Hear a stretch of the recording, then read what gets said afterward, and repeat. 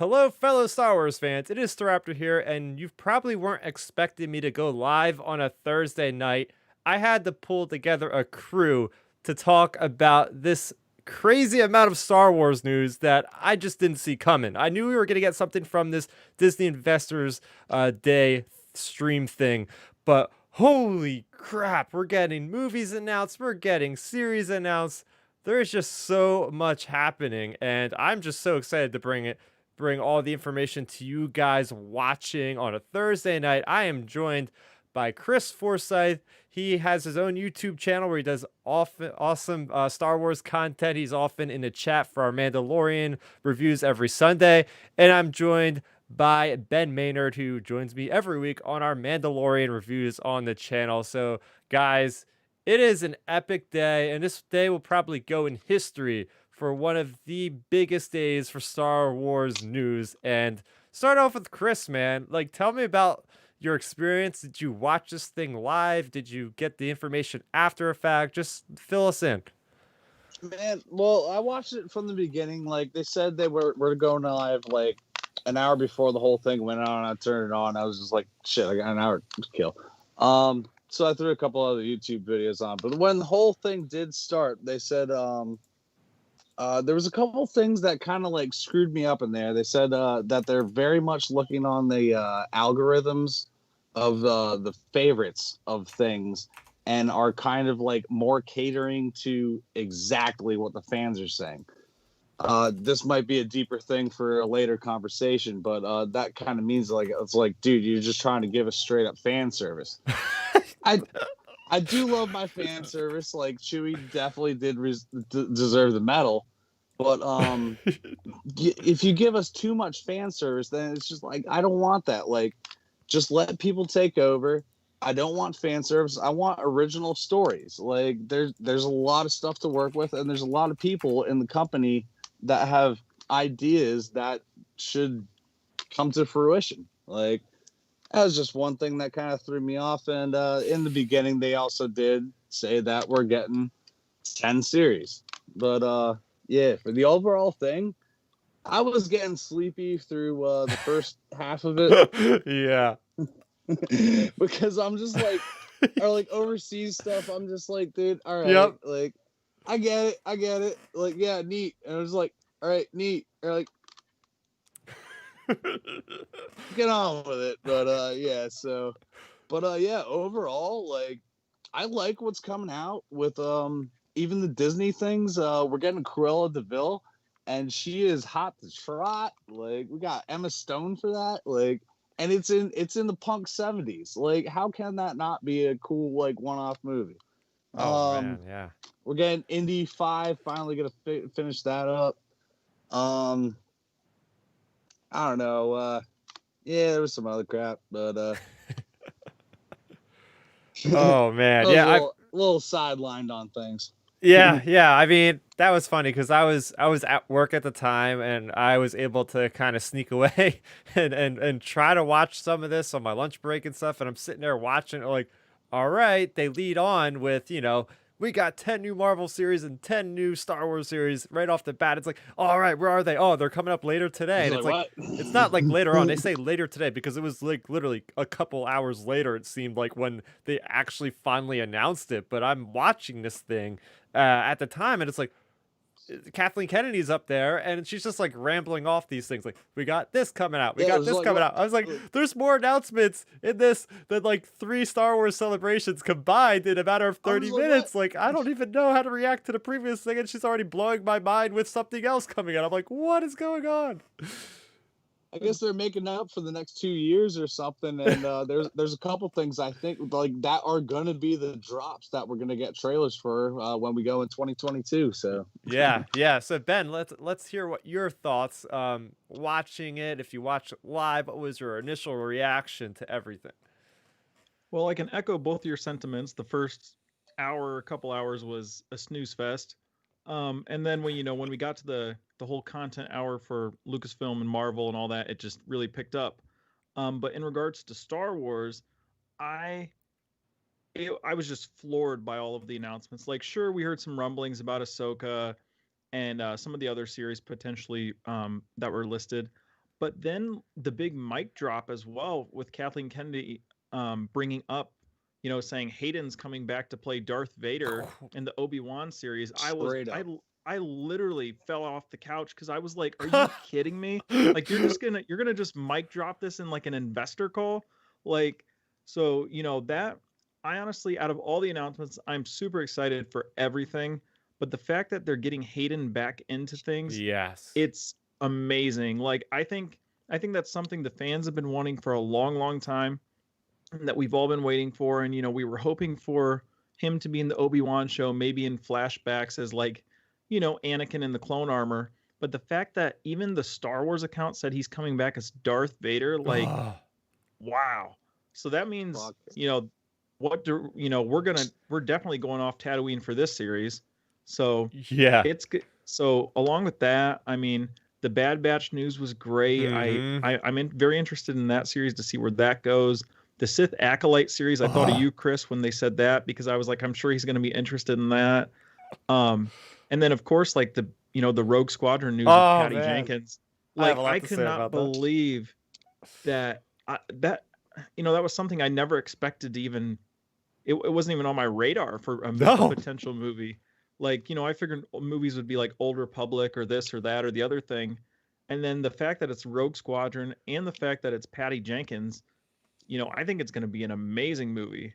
Oh, yeah. So, I'm sure we'll get into more of all of this stuff. And gosh, it's a great time to be a Star Wars fan. Yeah, I'm going to just do a quick reaction to what I was doing. Like I said, I was at the work, but I had to kind of keep it in. Obviously, I couldn't yell or anything, but I was clapping, and people probably were like, "What is he doing over there?"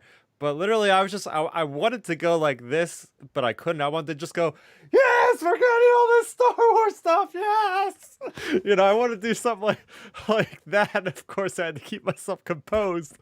But I'm just like, dude, this is amazing. Like, this is just awesome stuff here that we're getting. And like, my brain can't process it completely because there's just so much variety and surprises, stuff we knew, stuff we didn't even have any clue of getting. Like Rogue Squadron, like, they're speaking to my heart, man. They're speaking to my heart when they're bringing Hayden Christiansen. Like, I seen that, and honestly, I got a little choked up. Like, I'm watching like Kathleen Kennedy bring him up, like, oh shoot, that actually hit me in the feels.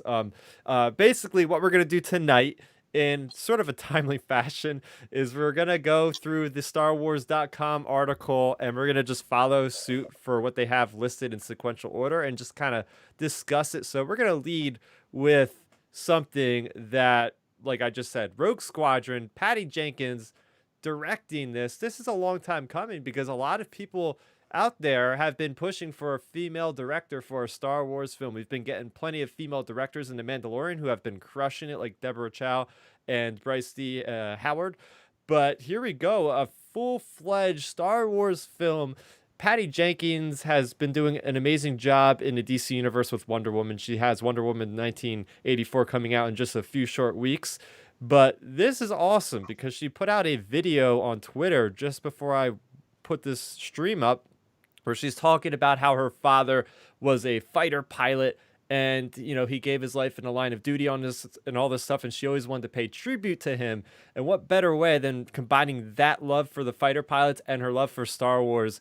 And this is something special. And the fact that it's freaking Rogue Squadron is just mind-blowing to me, because if you guys watch the channel, you know how much of a fan of Rogue Squadron I am. We had Star Wars Squadrons come out this year, which just was such an awesome change of pace for Star Wars gaming, where you're with your squadron, everybody, A-Wings, we got B-Wings coming out in like tomorrow, I think they said. Actually today we're getting the update tomorrow with the B-Wings. I don't think they said tomorrow. I'm still slacking on that, dude. I'm still on mission 2. Oh man, but Rogue Squadron, man, that's one of the best Star Wars games ever made. I don't care what you say. For the original N64, I played the hell out of that game to the point where I pretty much almost like broke the game from playing it so much on the cartridge. I'll bring that up later. And like, I don't know, man. Like, it's funny because reading through the comics, reading the books, I'm like, where's Rogue Squadron? Like, in Legends, there were so many references. They had a whole freaking book series, for crying out loud, of all these characters in Rogue Squadron. And funny enough, in The Empire Strikes Back from a Certain Point of View, which just came out like a month ago, there is an entire chapter written by Jason Fry about what the deal is with Rogue Squadron, and it deals from the perspective of Wedge Antilles. You know, in the Battle of Hoth, you have Rogue Squadron there, and then in Return of the Jedi, they're Red Squadron. What the heck is going on? So we got that explanation recently. The fact of the matter is that Wedge lost so many of his comrades during the Battle of Hoth. He kind of wanted to put that name to rest for a little bit because it brought back a lot of bad memories. So he just said, let's start something new. I got to build the whole team up again because everybody got slaughtered at Hoth. We'll call it Red Squadron. And then we'll bring back Rogue Squadron when, we're feeling good about it. And apparently that is after Return of the Jedi, because in Squadrons, one of the missions, you actually see Wedge, and he actually asks you to do a mission. And at the time, he says, Rogue Squadron is busy doing something else right now. Rogue Squadron has got their hands tied up with something else. So we know Rogue Squadron exists, and the really cool part is I'm gonna read the description real quick here on StarWars.com. Rogue Squadron, the next Star Wars feature film, will be Rogue Squadron, directed by Patty Jenkins' Wonder Woman franchise. The story will introduce a new generation of starfighter pilots as they earn their wings and risk their lives in a boundary-pushing, high-speed thrill ride and move the saga. This is the key statement here, guys. Move the saga into the future era of the galaxy. So that is what piqued my interest, because Rogue Squadron I thought would be in between Return of the Jedi and The Force Awakens, and that doesn't seem to be the case, because they're talking about moving the saga, which ended at Episode 9, A Rise of Skywalker, into the future era. So this actually could be paving brand new territory that we've not seen past the First Order.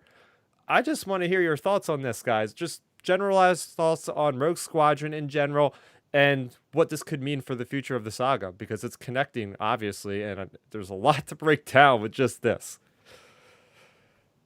Who wants to go first? Oh, I guess I can. So my big takeaway really from all of that, like you said, Chris, when Kathleen Kennedy said future, I was like, oh, so we're actually going past Episode 9. That really instantly piqued my ears up. And then also, along with that, the Patty Jenkins video was great. I really liked the fact that she said she's always been wanting to make a fighter pilot type movie, but she never found the right story until now. So that means, and I'm sure a director of her caliber, she could have probably slapped together a fighter pilot movie with any of the studios she's worked with, just because she's, a huge director.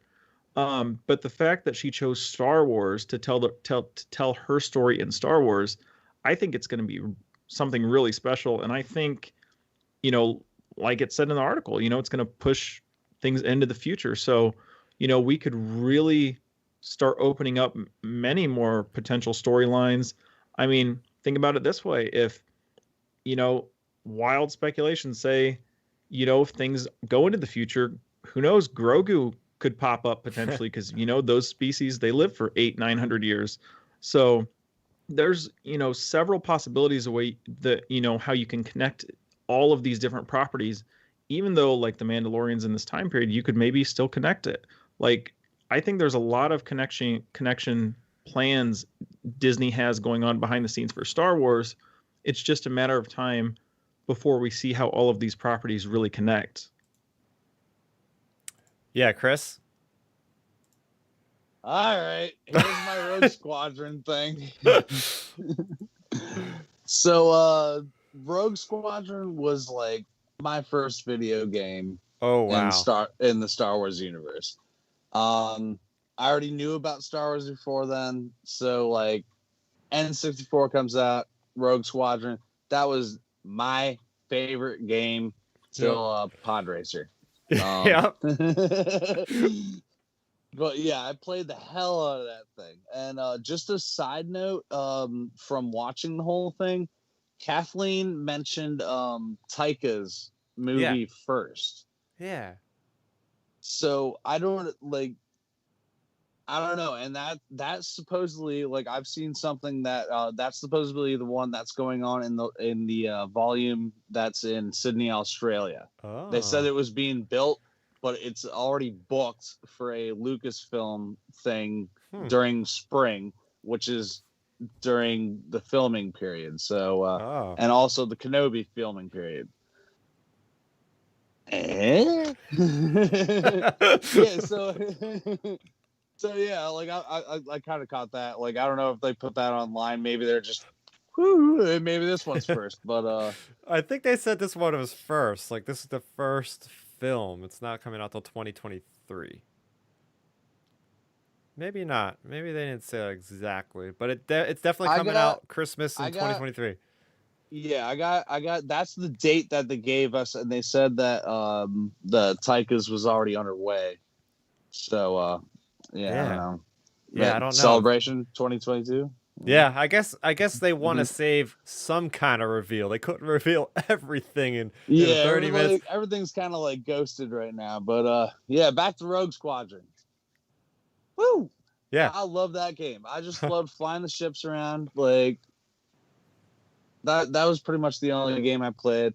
And like I've said online and in my videos and different things, it's just like, dude, I want a show where it's just like, I want to see these pilots just BSing around and like when they're off duty or like while they're on comms, just talking to each other, just doing a sweep of something. Like, what do they talk about? Like, we have that troops thing that was made on YouTube like a few years ago.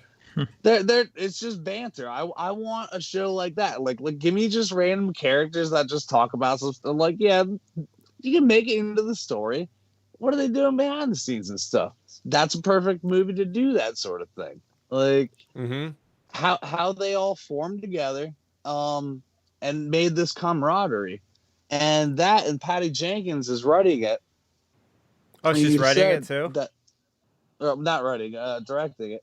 But that you said that her dad or whoever passed away in the air thing, that could go along with George Lucas and his Red Tails and the Tuskegee Airmen whole thing. And he's always been like, he made that movie.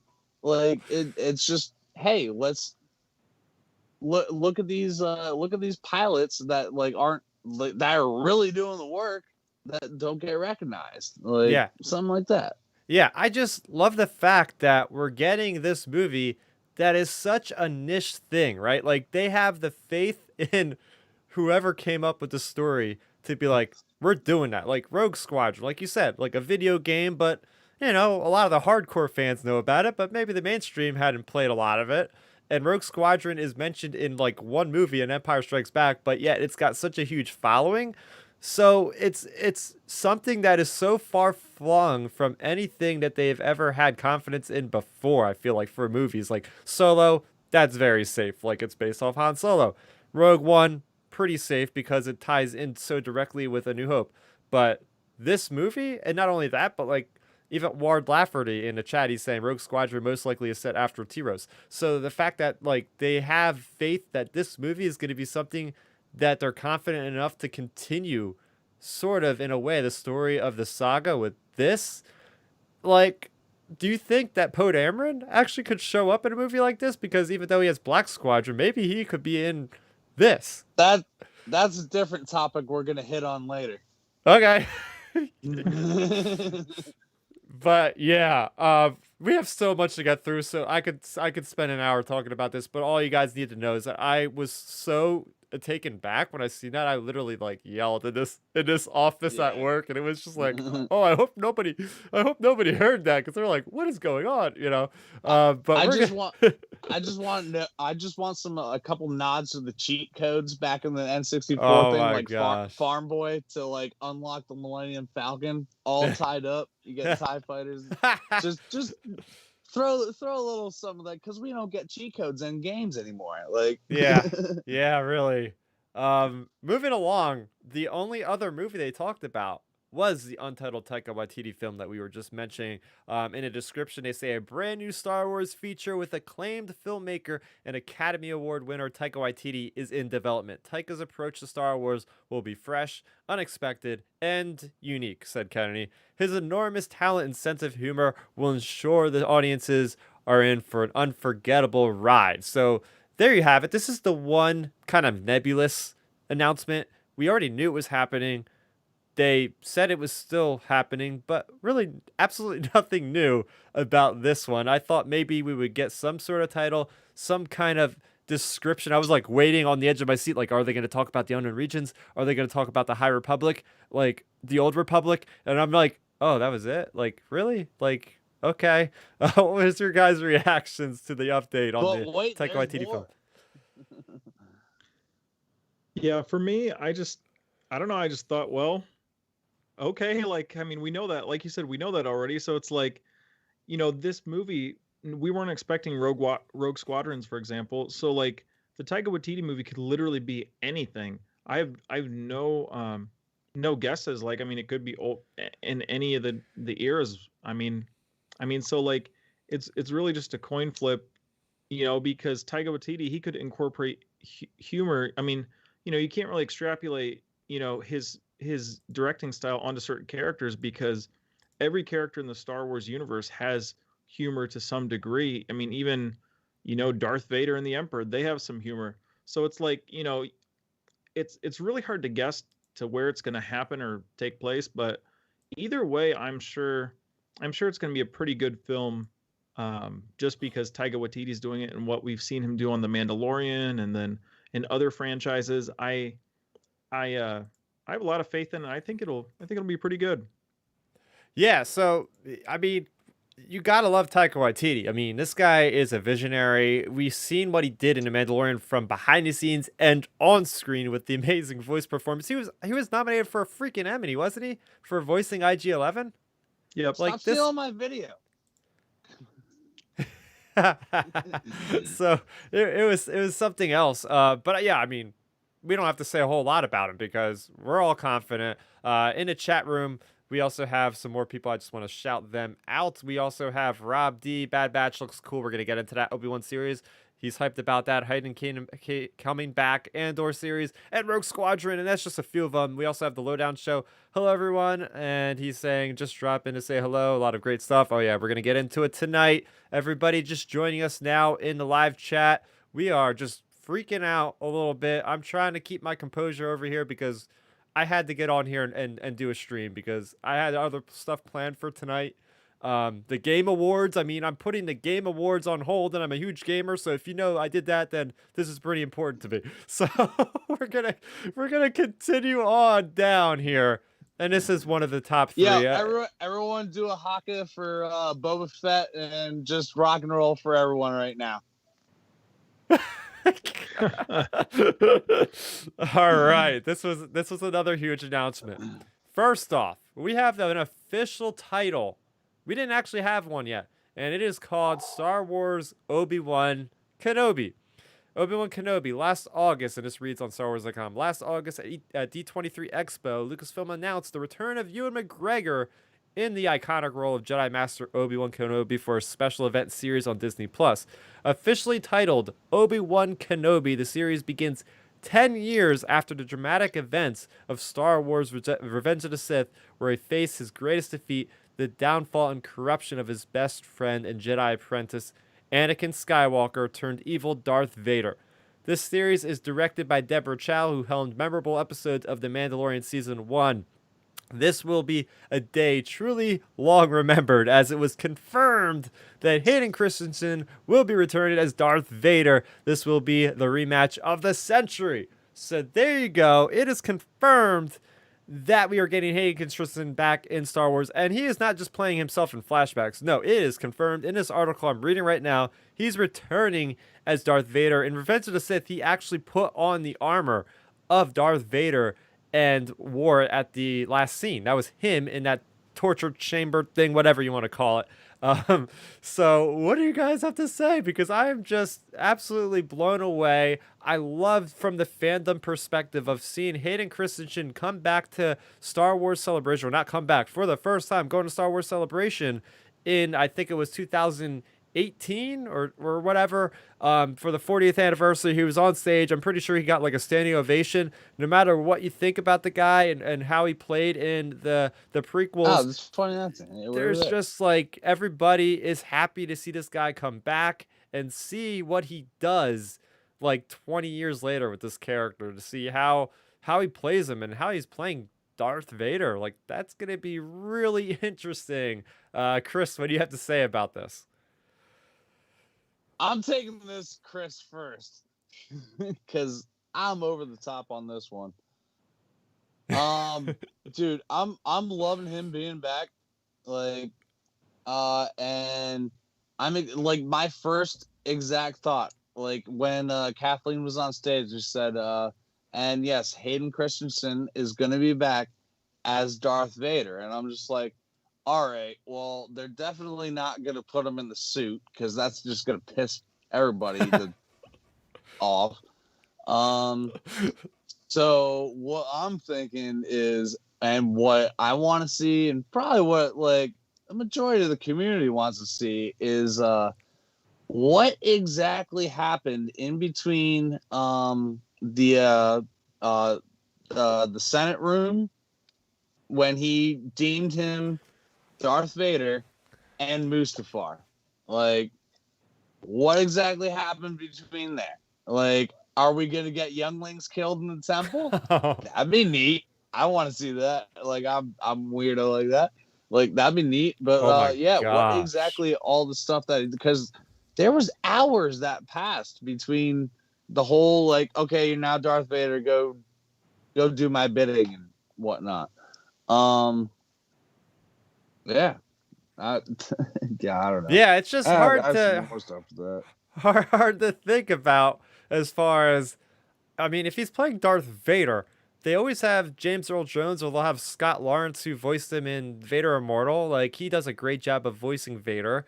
I mean, they're not gonna waste away Hayden Christensen just to put on a suit and walk around. Like he's an actor. You can't just he's gotta put him in a act. suit. So Well, there's gotta be either flashbacks or like you said, like a scene or two. But I mean, if it's only a 5 or 6 hour period, I don't know how that's gonna like fill in like an 8 episode show. I don't know Dude, what the heck is gonna go on. I could do a 2 hour episode of Anakin, just full power dark side. Oh my gosh, what do you have to fill in about with this there, Ben? well, I think we're going to be getting, we're definitely going to be getting, Hayden in the suit. We're going to get, Vader versus Kenobi because, the whole famous line in episode 4, the last time I fought you, I was but the learner. Now you're the master. I'm the master, blah, blah, blah. You can play semantics with that and have them fight again. So I think, that'll be like the finale of the series, Vader versus Obi-Wan. And I think, it'll be something along the lines of whatever, like they fight and then Obi-Wan escapes and, it leads into the, the current timeline. But yeah, to go, to echo my earlier statements, like I'm just so hyped about Hayden being back. I think he's such a great ambassador for the fan community.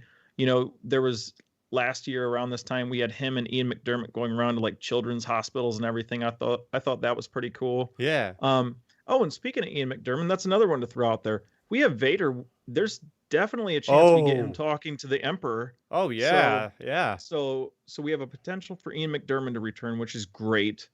And then I also, not to go into too much rumor or speculation, but apparently it's been highly rumored by some pretty solid Star Wars sources like Star Wars Newsnet that they were building the N1 Naboo starfighters for the Obi-Wan show. Oh my gosh, really?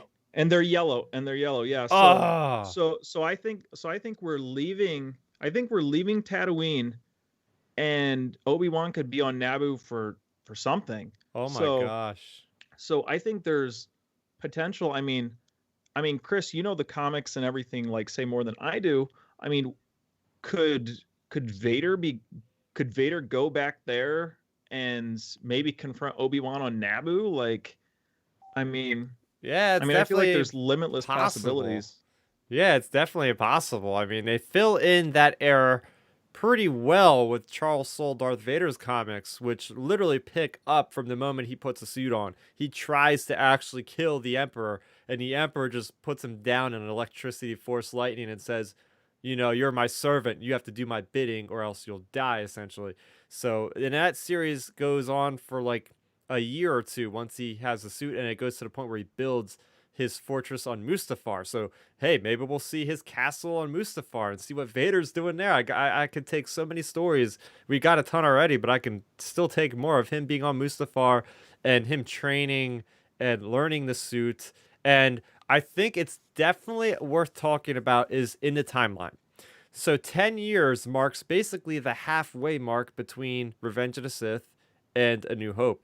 During that time, we have Solo. Solo literally takes place 10 years right after that. So that's the same point that's all going on. As far as the books are concerned, you have the New Dawn Star Wars Rebels book where Hera meets Kanan Jarrus. So there's a lot of canon material that actually takes place right around that time. It'll be cool if there's any kind of connections there. But it's still in that time period where there's a lot of Imperial influence. Obviously, they're at the height of their power. So I do want to see a different take on the Imperials. And we'll get a lot more into that in this live stream because, as you can see, we're having a lot of stories told in the dark era of Star Wars that are live action. So do you guys have anything else to say about the Obi-Wan Kenobi series? Nah. Oh, yeah, no, there's footage. Oh. We didn't see it. We didn't see it though. It was one of those things that when you were in Celebration, I don't know what stage you were on back in 2019, but it was like they cut the stream off and they showed us in the audience, but not the live stream that for was the Rise on YouTube. Skywalker, right? Yeah. So yeah, I didn't see that crap. Yeah. Yeah, there's footage. There's something there. Well, here's the thing: they didn't even shoot the thing yet. So how could they have any like actual cool looking footage? Who knows? It's just behind the scenes things, maybe. Like, yeah, because Ewan's been like you said, it's like D23 last year. Ewan signed on. Ewan's very excited about being Obi-Wan and everything, and why not have like a little test footage or he was in the costume room and everything getting fitted and whatnot. Mm-hmm. So and he's been on the set on Mandalorian. The volume and shit. Yeah. Speaking of the volume, and the thing that makes the volume absolutely phenomenal is the Mandalorian. And let me tell you, few of these, well, at least one of these was rumored, and it has come true. We are getting spin-offs, obviously, of The Mandalorian, and first one is Ahsoka. Star Wars Ahsoka. And, by the way, all these have really cool, well, most of them have really cool type of images to go along with them. So definitely check out StarWars.com because I think out of all the images for, like, the thumbnail pictures, I think the Ahsoka looks so cool. If you look at the image, it's like the world between worlds or something. Like, that's what it kind of looks like to me with the way Ahsoka is spelled with the O is like, you guys got to watch the image. Too bad I don't have it in the stream, but this is really quick. But anyway, let me read the actual statement here from Lucasfilm. So, after making her long-awaited live-action debut in The Mandalorian, Ahsoka Tano's story, written by Dave Filoni, will continue in a limited series. And let me iterate. Limited series, meaning it's not going to have more than one season, starring Rosario Dawson and executive produced by Dave Filoni and Jon Favreau. So yes, the people that have made The Mandalorian what it is today are going to be heavily involved, and I'm just so happy that Dave Filoni is writing this thing. I'm super pumped because he's the one that deserves this. He brought her in through Clone Wars, through Rebels, for live action, which I thought that episode was phenomenal. The Jedi, episode number 5 of season 2 of The Mandalorian. Just great stuff. We got a little tease about what her mission is, and it's to go after Thrawn. Now, whether or not that will be addressed in this limited series or what's going to happen with that. But yeah, were you a little bit taken off that this is going to be a limited series, Chris?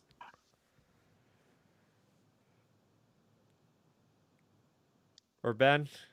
Oh, okay, so Well, for me, for the Ahsoka series, I expected it to be limited. Wow. Honestly, when you have the Obi-Wan series being limited, I feel like any future series with any lead character like Obi-Wan or Ahsoka, they'll be limited series, just because the risk you have fleshing out a character for like 5 seasons, for example, you could water them down for Oh yeah, yeah, yeah. So I think it's fine being a limited series.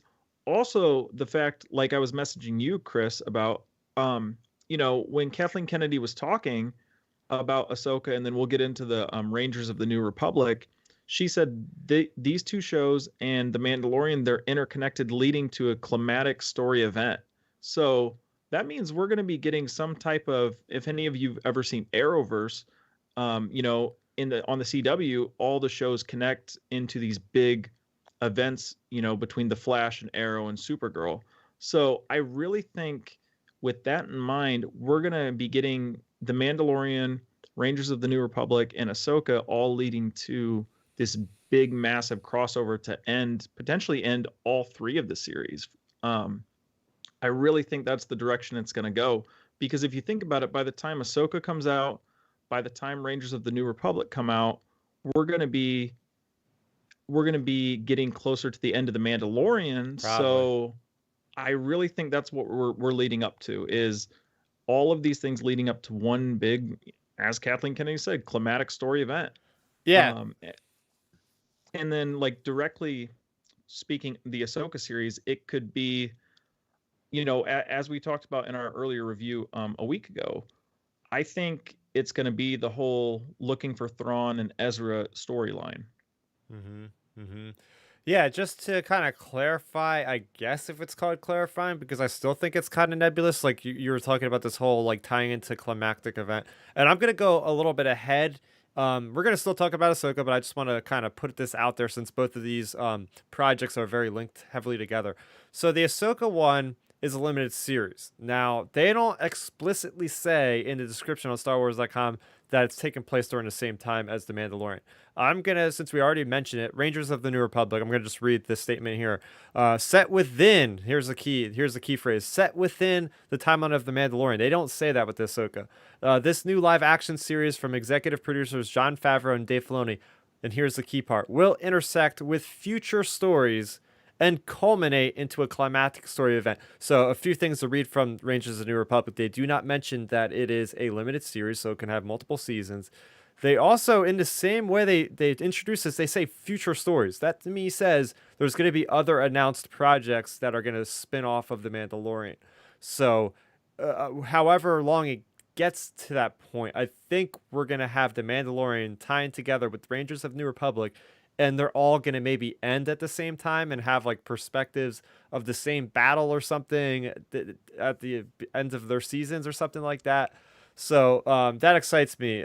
But that's what I gathered from this, is like maybe Ahsoka really like goes way away from the Mandalorian. That's why it's its own limited series, whereas Rangers is going to be still very tied in, as it says, with this. But I didn't hear your thoughts yet on the Ahsoka series, so I want to follow back to that for Chris. What do you think of this, man? All right, so what I'm thinking for Ahsoka is, a lot of what you guys are thinking, but it's going to be a very big, overarching thing, because we still had rumors of that Cara Dune thing. She just got her medal from the 501st guy. He gave that to her, so that ties into the Rangers thing. But what she's been doing in whole, like, over this whole time. So she'll have a little tie-ins here and there and everything. It's just like talks to the rebellion, just like, hey, this guy's got this guy. You should maybe check up on him. Something like that. Shit. It's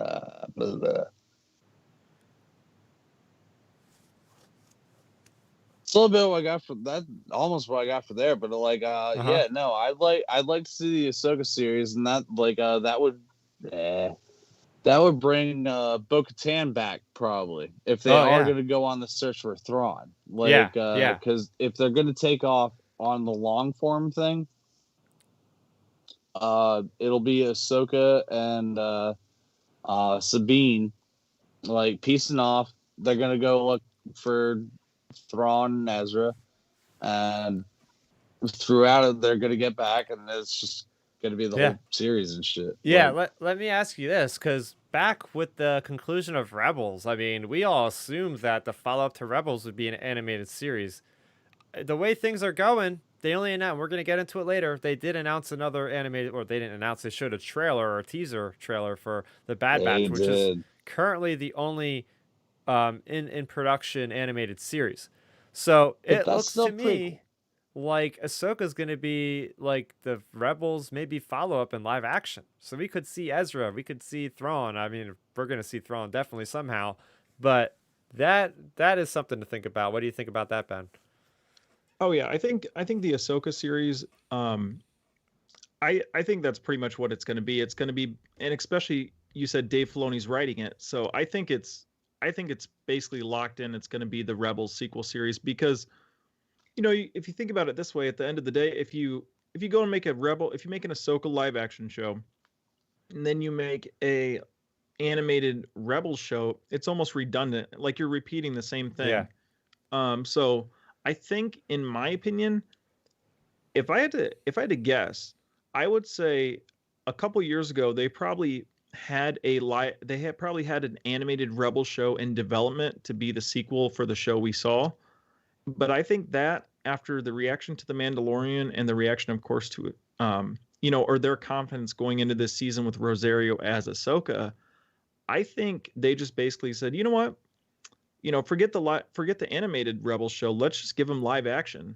So I Yeah. think they just merged that right into, you know, they adapted it to the storyline. Because honestly, if I had to say, I would say I bet the Ahsoka series originally was going to be potentially animated, Oh and yeah. then they flipped their plans on that. Mhm. If I had to guess, and then also just to throw out one little thing, I'm willing to bet. I bet that Cara Dune and Dave Filoni and the other pilot are probably going to be some of the main characters for the Rangers of the New Oh my Republic gosh. show. Can you believe Dave Filoni if he's like one of the main characters of a Yep, show? I That'd be yeah, really, why great. not?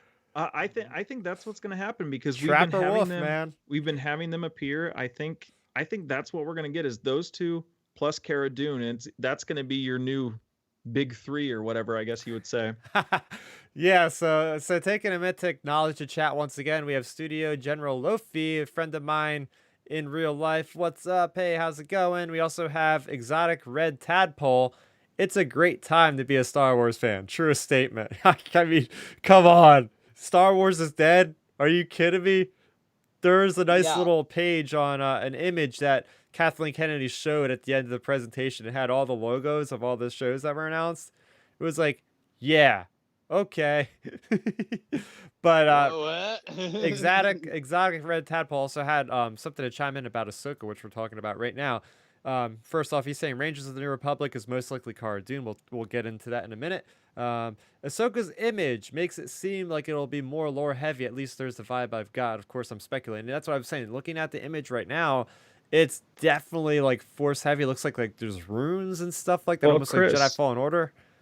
I actually forgot to mention, if you pull up, you know, with the Dave Filoni being involved, as we talked about before, with his involvement with Avatar: The Last Airbender, the way Ahsoka's wrote, that's like the exact same similar graphics they used for like the title cards for every Avatar episode. Oh wow. Actually, if you look at the title, if you type in like an Avatar title card from like one of the episodes of the cartoon show, it's very very similar. It almost has like, you know, a Chinese style of like, you know, just the way the letters are Huh.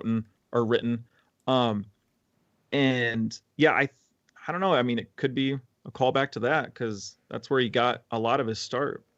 That Wow. would almost be a callback to even George Lucas for the Japanese guy. Like if you match up the Kurosawa. Mandalorian card, the Kurosawa. Yeah. If you match up the cards with all of that, there's a meme for that. It's just like that's Yep. where he got that. Is that in the westerns and everything. It's so Uh-huh. beautiful what's Uh-huh. going on right now. Oh, guys, I'm excited for Rangers of the New Republic. I don't know about you, but I've been a really big fan of Cara Dune. I'm liking where her story is going in season 2, where she's talking to, oh gosh, what is the character's name? I always forget his name. The X-wing guy Oh that yeah. No. something something Trey or Car Trevor. I don't know, but I'm calling the 501st guy that because guy, you know what I'm talking yeah, about. the The guy from 501st guy. the guy from Ken's Convenience, a Canadian TV show. Rock and roll 501st. Yeah, yeah, but I thought it was so cool about how her story is going along in Mandalorian, where like she's trying to choose between her old life or just hanging out as Marshal of Navarro. So that seems like they were setting something up. So I love the idea that they're spitting that off into something, and we're finally gonna learn about the New Republic, guys, because man, oh man, that really got thrown under the rug when it comes to the sequel trilogy. A lot of people were not happy. The prequel trilogy, people thought they went too heavy on the politics. It seemed like they scaled it back in reaction to the sequel trilogy. And in doing so, I think kind of hurt a lot of the lore because we're like, the New Republic is destroyed, but we didn't know anything about the New Republic. They definitely addressed it in Star Wars Resistance, but now we are definitely going to go head on in. I love the logo too. I've been constantly talking about the images for each one of these shows that are very unique. I like that military, just hard steel vibe that I get from like the Air Force or something like, I don't know, some military type of font, Yeah, which jeez. just looks really cool. I want to see what they're doing. Are they rooting out the Imperials? It seems like that could be something like we're gonna see like drop ships and shock troopers and the Cara Dune just going in laying waste to a bunch of people with a big ass minigun. I'm all for this. It seems like it's gonna be like one of those like maybe like 80s action movies like every week. So Oh, hell yeah. I'm at this point maybe thinking Thrawn ain't even gonna show up. oh. Maybe in voice. Like Ezra's gonna come back through some way of the Force. Like it seems like we're going on a very forced narrative right now. Like after the last episode touches on the rock and things, we're gonna go into season 3 of a more forced narrative because Din he had no jack shit about fucking the Force, and I love that scene because he's just like maybe there's a button over here or something like Yeah. like that. I love that. He's like, oh man, activation. Let me try to walk through. Let me try to walk through this 4 fucking times. Sorry. But yeah, no, I think it's gonna be like a more forced thing. I see what's his nuts coming back. Thrawn's gonna be stuck, but gonna find a way to like command his 7th fleet through everything, and Ezra is gonna be the one to come to help and just be like, I can be that connection Uh-huh. that I don't know. There was one thing in the whole I'm sorry if I'm babbling, but in the Disney thing that they said she said there's 25,000 years of lore. Oh yeah. I remember do. hearing that. Yep. Yeah. We could do whatever. She's finally realizing. I think that was her coming out and saying, you know what? Yeah, we can do. There's stories to tell. We can do whatever we want. So to have Thrawn as big bad, but have him stuck, and have Ezra come back and be like, we still got to take him out, and then let's see where it goes. Oh, dude, I'm in Mandalorian thing, am I? Yeah. It's all right, man. Mandalorian's been freaking awesome. Yeah, hell yeah. But yeah, like let's see what goes on with Moff Gideon as Yep. possible Jedi and all that expletive.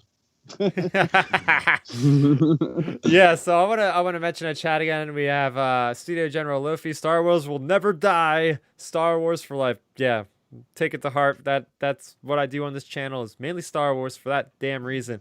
Talking about let's see, he's talking more about generalized things with Disney. We have Exotic Red Tadpole. I think having each of the shows having one season might make it better. It makes the shows be really focused on the story and character development instead of being fillers. Couldn't have said it better, dude. That is really a great point you make, because you watch shows on the CW. Ben, you mentioned Arrowverse. Now, Arrowverse has some really great action, but when the seasons are 22 episodes and there's 7 seasons of a certain show, you are getting a ton of episodes that, I hate to say it, just don't advance the plot. That you just watch it for that week and you say, I feel like I've watched that same episode like 5 times already with this series. What is going on here? But I like how these are like giant movies. I mean, with the quality of The Mandalorian, it's like if you have one limited series of 8 episodes, it's basically like watching 3 or 4 movies or something, all tied into it. So I think it's a great idea. I think it's a pretty good idea, but also I still do fall back on the thing of, I definitely am, I mean, I don't want to sound like a Star Wars purist, but I love Star Wars in a movie theater. You know, if I had a choice, like if I had a button right now, if I could click and choose Obi-Wan series or Obi-Wan movie, I would still choose the Obi-Wan movie over the series. But that's just me, because I think that would be more of an epic like experience in a movie theater. But, you know, on a flip side of it, being able to sit down and like talk about, you know, shows every single week, it's almost a whole nother level, just because we're basically getting mini Star Wars movies every week, like you said, because they're such high quality. I mean, you know, Mandalorian's 8 episodes, Cassian series coming up is 12, all these shows, 8, 12, 10, whatever episodes, you know, it's basically like we're getting mini movies for basically 2 months straight or 3 months straight. So I really think it's a really good format, considering like the situation we are in with the pandemic and all that. But overall, I'm really excited about it. I think the format's good, and I just can't wait to see where they go with it, just because there's unlimited possibilities, really, because, you know, we have these shows in development. If you think about it, really, if Lucasfilm would really want to, they could have a live action Star Wars show going year round. Like you could have 12 episodes. You could have 12, that's what they're 12 doing. episodes of Obi-Wan, 12 Mando, 12 Ahsoka, 12 this, 12, you know, and just keep rolling. If they really want to. Oh, so yeah, they're doing that for sure. So I think 2-3 years. Unlimited possibilities. Yeah. One final note about the Mandalorian verse. I guess we can call it that. The Mando verse, right? Or something like that. The Filoni verse. The Filoni verse, the Favreau, the Filoni Favreau verse. I don't know, but I'm just excited. Hey, they're approved for the next shit. Yeah. But it's like, you see how successful they were with those Marvel Netflix shows, and about how they were able to get characters like, hey, the person that played Ahsoka, Rosario Dawson, played a character named Claire Temple. She was in every one of the series. Jessica Jones, Luke Cage, Daredevil, you know, all those shows, she was in there at least for a little bit of time. So I think that's going to be, it worked for them. And also look at the bigger scope of the MCU with the movies. That's been working extremely well. So Disney, they have experience with all that. I think it makes perfect sense. They're going to spin out this Mandalorian verse, whatever you want to call it. It's gonna be something that's gonna definitely tie things together, and it's gonna keep people involved, right? People love the Mandalorian. They're gonna see, oh, there's this character that I can learn about. Oh, I'm gonna watch this show, and it's a brilliant, like, from a business perspective, with how crazy popular the Mandalorian is. But I want to move on, because I keep saying it. Like, we have so much to talk about still. I think we're not even like halfway through all this stuff. Talking about page 2, page 1. Talking about the next series, we heard rumblings and rumors about this. We are getting a Lando series. Everyone's favorite scoundrel, Lando Calrissian, will return at a brand new event series for Disney Plus. Justin Simien, creator of the critically acclaimed Dear White People and a huge Star Wars fan, is developing the story. So, did Kathleen Kennedy say Donald Glover is coming back for this? I assume he is, because why she did not. It's not confirmed one way or another whether it's animated or live action. I looked everywhere. I rewatched her announcement. I looked on different Star Wars accounts, and it's not confirmed whether it's live or animated. Oh. Interesting. And another thing I'm looking at here is it says a brand new event series. What is an event series versus what is a limited series? I think event series. I'm pretty sure The Mandalorian was titled an event series. I think so. It could be a continuing. I mean, maybe this could be our quote unquote like solo verse. Maybe this is where you Yeah. get Alden and Jonas back as Han and Chewie, and maybe dive into all of that if it turns out to be live action. I don't even know if this is the actual name of the series because looking at everything else, it's got logos, right? There was no name. There is no name. It doesn't say like it's officially called this or something. Um, so you're right, and I think that's what it could be. I mean, I assumed it was going to be live action. Now you have me second guessing myself, but like you're right. Like this could be our lens into that Solo verse that everybody's been clamoring. That makes Solo 2 happen. Yep. Viral hashtag on Twitter and everywhere. You know, even the creators like Ron Howard were like pretty much like I would do it if they let me to kind of thing. So it's something that I think the fans have been pushing for so long. Now, they don't have to necessarily continue so that this could be an event series before Han gets the Millennium Falcon. And we know there's plenty of time and plenty of stories between him and L337. You know, he's got the Calrissian Chronicles, so they can actually like put the series out where every episode is like him retelling events. And heck, like they could even get Billy D. Williams to like play Lando in That the future is and a then be rumor. like, yeah, they could be like, oh yeah, this is my time back doing this quest, and it goes back to Yeah, Billy D. Williams in the past. I'd like that. Like I'm down with that. If you're doing Lando like that, like all right, get Donald Glover. I didn't mind him. I was not a fan of Solo, but I didn't mind it. I didn't mind all the roles and everything. But Uh-huh. yeah, if you want to do a little thing like have Alden for an episode, but have Lando just be telling an overall story from Billy D. Williams' perspective and everything. Like, I'd be down with that. Like, Yeah, well, what about this idea? I just thought of on the spot. I mean, the end of episode 9, you have Lando telling Jana, "Hey, let's find your family." What if while they're quote unquote finding their family, the series is like you said, Billy D telling his the stories story about to when he her. was younger. Yep. Oh, And dude, this could Hell be a yeah. post. You could connect to the sequels and Oh, there you go. Yo, Lucasfilm, call us up. dude, seriously. Seriously, that's a freaking brilliant idea. Have simultaneous stories going on, like him in present day post T-Rose, and then being Yep. like, I remember this reminds me of the time I was back on Corellia or something, and then go back to the Galactic Into the Empire. episode.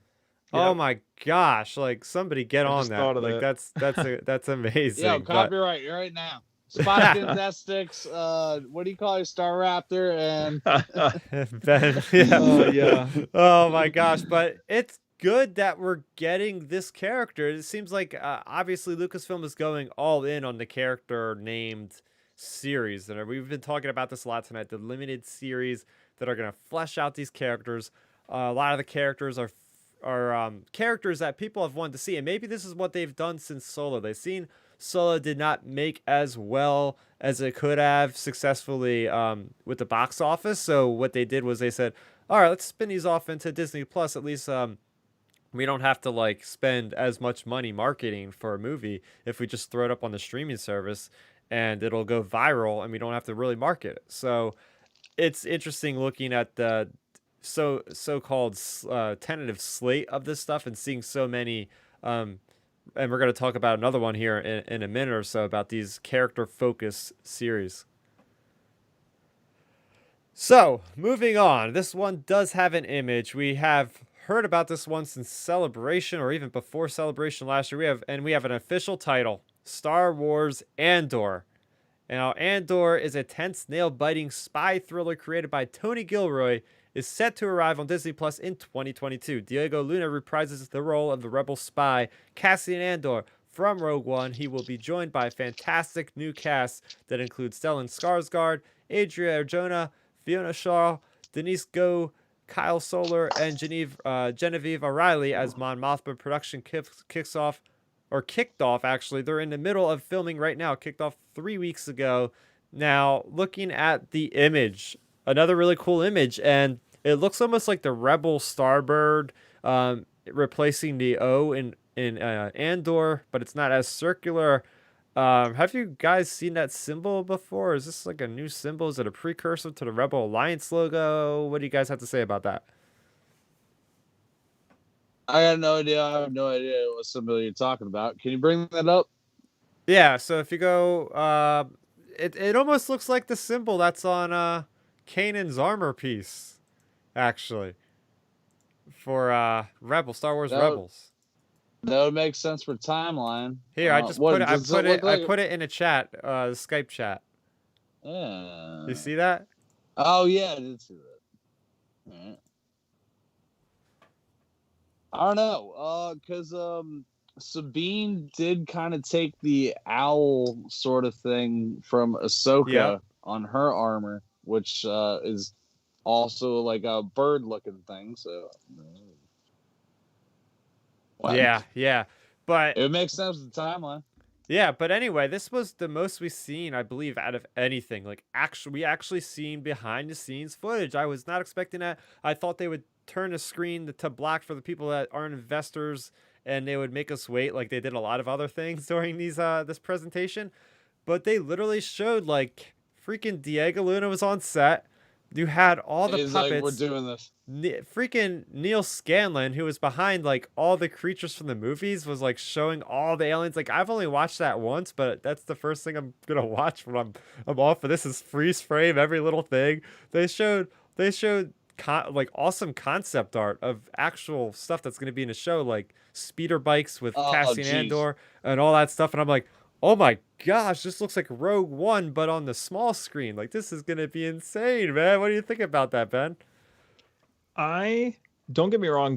Before we saw this little sizzle reel, I definitely was a big doubter for the Cassian series. I know it's an unpopular opinion. I just thought it was, just kind of a pointless series, honestly.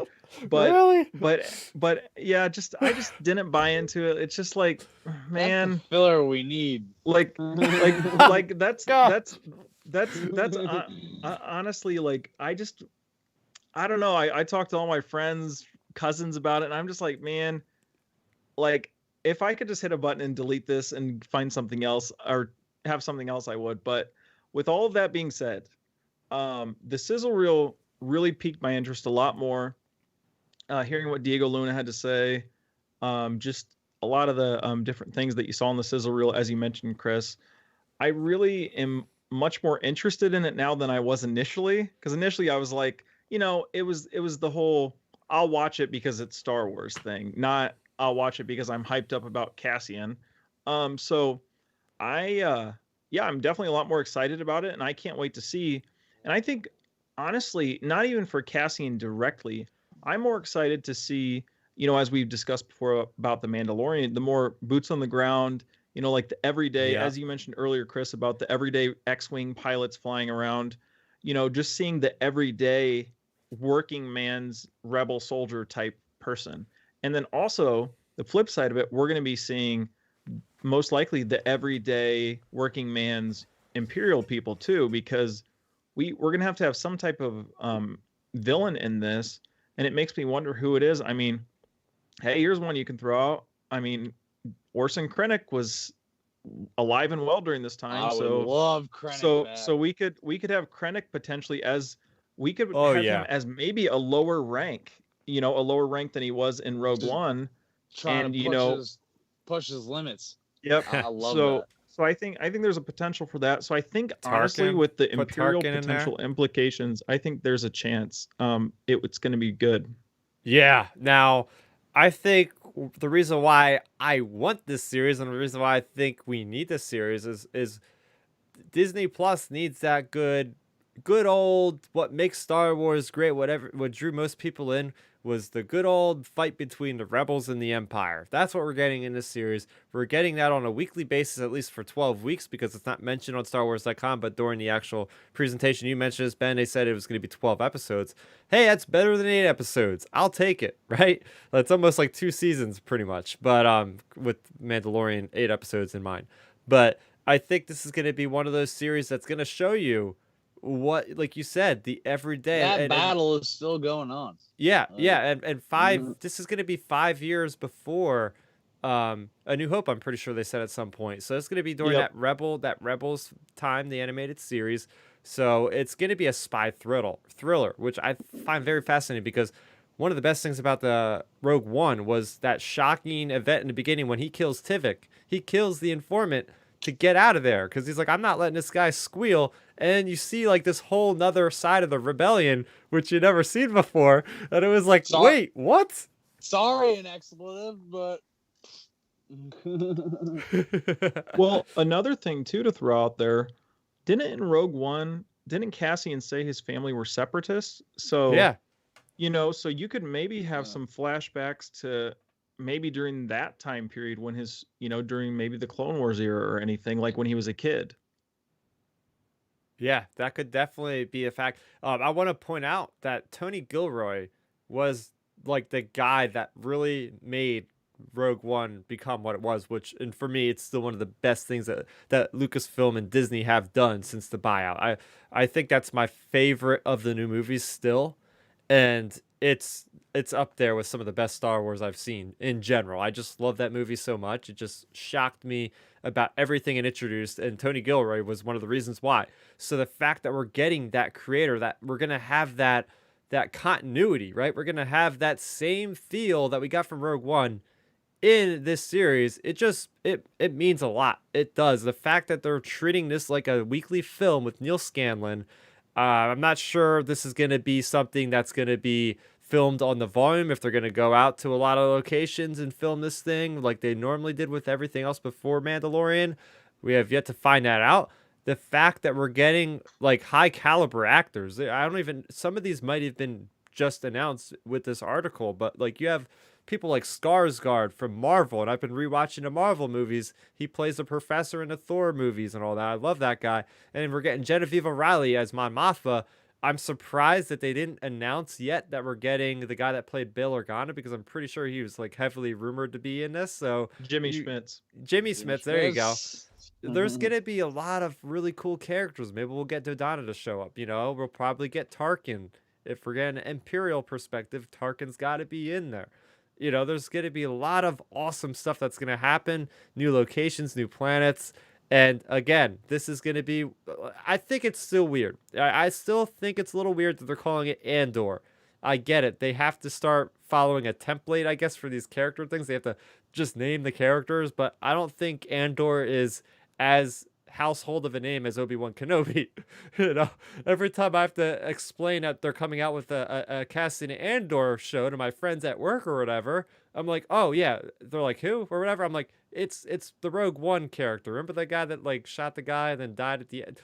I have to explain for like a good minute what the heck the show is about, rather than if I tell somebody Obi-Wan Kenobi, you know exactly what I'm talking about. So thank God we're in a pandemic, so we can actually have time to explain these things. I do the same thing at work.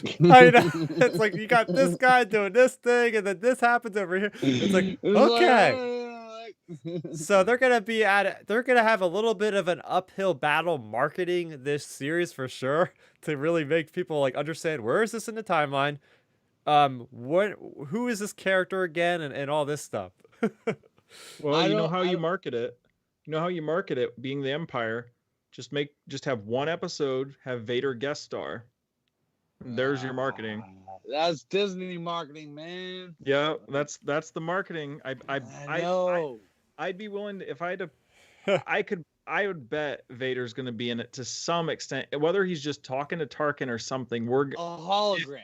Hologram. Yep. If Vader's in the Kenobi series, he's definitely going to be in the Cassian series to some extent, I think. I think it's going to be an overall arching thing. Like I said with the other shit earlier, like It's good. It's going to be Cassian, like just growing up and everything. You're going to get like that's going to be the first season. Cassian growing up. Second season is going to be getting into the rebellion and everything, and then we're going to have these random like offshoot episodes. Like maybe we'll get a Jyn Erso episode. What's she doing? Like one of those sort of things. What's K2 doing before he gets reprogrammed? And we're gonna like eventually we're gonna get to where Cassian reprograms K2. I think they said they're starting off the show with the. I could be wrong, but we do know there is a comic out there. Did you read that one, Chris? The one-shot comic? I don't think so. Which one? I probably have, but I just haven't got to it yet. It's like a kind of a really easy way that he did it, so maybe they'll retcon it a little bit. But like he basically presses a big red button on the back of K2SO and it just happens to reprogram Yeah, him. no, let's keep it that. I like that. Just press the red button. Okay, you're fighting for the rebels now. But man, oh man, we have a lot of content that's happening during that era between A New Hope and Revenge of the Sith. Obi-Wan, you got Lando most likely. You got this Cassian Andor, not to mention all the animated series that already happened in Bad Batch. There's so much going on. It's insane. And just the fact that we got the sizzle reel is awesome. Now, this next one here. We have The Acolyte. Leslie Headland, Emmy Award nominated creator of the mind-bending series Russian Doll, brings a new Star Wars series to Disney Plus with The Acolyte. The Acolyte is a mystery thriller that will take the audience into a galaxy of shadowy secrets and emerging dark side powers in the final days of the High Republic era. Holy crap, guys. I cannot believe we're getting High Republic content. Oh man, I'm gonna go on a little rant here if you don't mind, because I am just too damn excited about this, because as somebody that has been following the damn High Republic since they were teasing it as Project Luminous, I have an entire playlist on this YouTube channel where I just talk about little things like the denial and the Great Disaster and all these things that make up the High Republic. And we had a heavy rumor last week that they were making an animated series. And I was like, hey, that's really cool. Like, I'm down. And then all of a sudden this happens. It's like, holy crap, we're getting this actually in live action. That's even better. And the fact that Leslie Headland is doing this thing, and I haven't watched Russian Doll, but she did an interview. I don't know if you watched this interview, Chris. Tonight. Watch the interview with her, and you'll feel so safe and assured that this woman is going to be in charge of the show, because she is a huge Star Wars fan. Probably, I mean, I don't know these other creators, but maybe more than the other creators even. Like, she's up there with, like, not Dave Filoni, but, like, she knows a lot. She knows a lot, because she literally was saying in an interview she watches, like, Star Wars Explained videos all the time. And, like, all this, like, nitty-gritty stuff. She reads the canon. All that stuff. I'm like, yes, like, she gets it. Like, she knows the galaxy inside out. She's talking about in that interview about how she's, like, mapping out the galaxy, literally, like, trying to find locations of where the planets are in conjunction in relation to the other ones. Like, and that's just the side of the creators. Now talking about the High Republic, let me give you guys a little bit of a crash course, because the High Republic is 200 years before the events of the Phantom Menace. And in the High Republic, we are getting the height of the Jedi in the Republic. Like, we thought that we were getting the height of the Jedi in the prequels before the prequels came out. It was like, yeah, we're going to learn about the Jedi. No, those weren't the right Jedi. They were like the dogmatic view. That's how they fell to the Emperor and let the Empire rise to power. No, these are the Jedi, and I've read the first 8 chapters, and I can't really say much more about that, because I actually am reading the book right now, Light of the Jedi. I will be reviewing that very, very shortly for you guys on the channel. And what I will say, without giving anything away, is this is a visionary type of era expanding for the Star Wars universe. You see Jedi doing things that you would never expect the Jedi to do. Things that you might have envisioned in your mind as, like, protectors of justice and peace throughout the galaxy. They are literally doing that. There's these new villains called the Nile, which are like these space Vikings, basically, that go around and just, like, loot and take, and they're so violent, and they have this hierarchy where they are just vicious with one another, but they have a mission. That the Great Disaster basically sets up the whole High Republic as this one cargo vessel is going through hyperspace. The hyperspace turns red for some reason. There's an object that enters the hyperspace lane of this ship called the Legacy Run. The captain is able to steer in hyperspace and dodge the object, only to have the entire vessel rip apart with the torque of the hyperspace doing that. And all the shards of this ship go through the outer rim in this one system, or many systems, and actually start devastating the areas around them, because these pieces of debris from the ship basically become like nuclear warheads almost at the speed they're going, colliding with everything. And that sends... And I'm probably getting into spoilers here, so I should probably just stop talking. But all I will say is, oh my gosh, we are getting the High Republic in Star Wars in live action. This is the first time they are ever going outside of the Skywalker saga. Like those 65, 80 years time between Phantom Menace and The Rise of Skywalker. They are going way outside the bounds of that. We're gonna see familiar places, I'm sure. But what also makes me very excited is it's a mystery thriller. And mind you, this is at the end of the High Republic. So what we have in the novels right now and stuff, I think, is pretty much the beginning of it. So now when they say the end of the High Republic, does that mean like we're crossing into the Phantom Menace realm? Because I have my theories about what this dark side user is. It's called the Acolyte, right? Acolytes are something I link to the Sith, because I play games like Knights of the Old Republic and the Old Republic. I was gonna say, and there's Sith acolytes. There's Sith acolytes out there. Who do we know that ends up becoming one of the biggest Sith around? And that's Darth Plagueis, and that's freaking Darth Sidious. Could this be an origin story for Sidious? I mean, I think maybe that's too far. Maybe Darth Plagueis, though. I could see Immune living for a long time. Yep, I think, well, because in canon, there really isn't much about Darth Plagueis at all, honestly, in what's in canon now.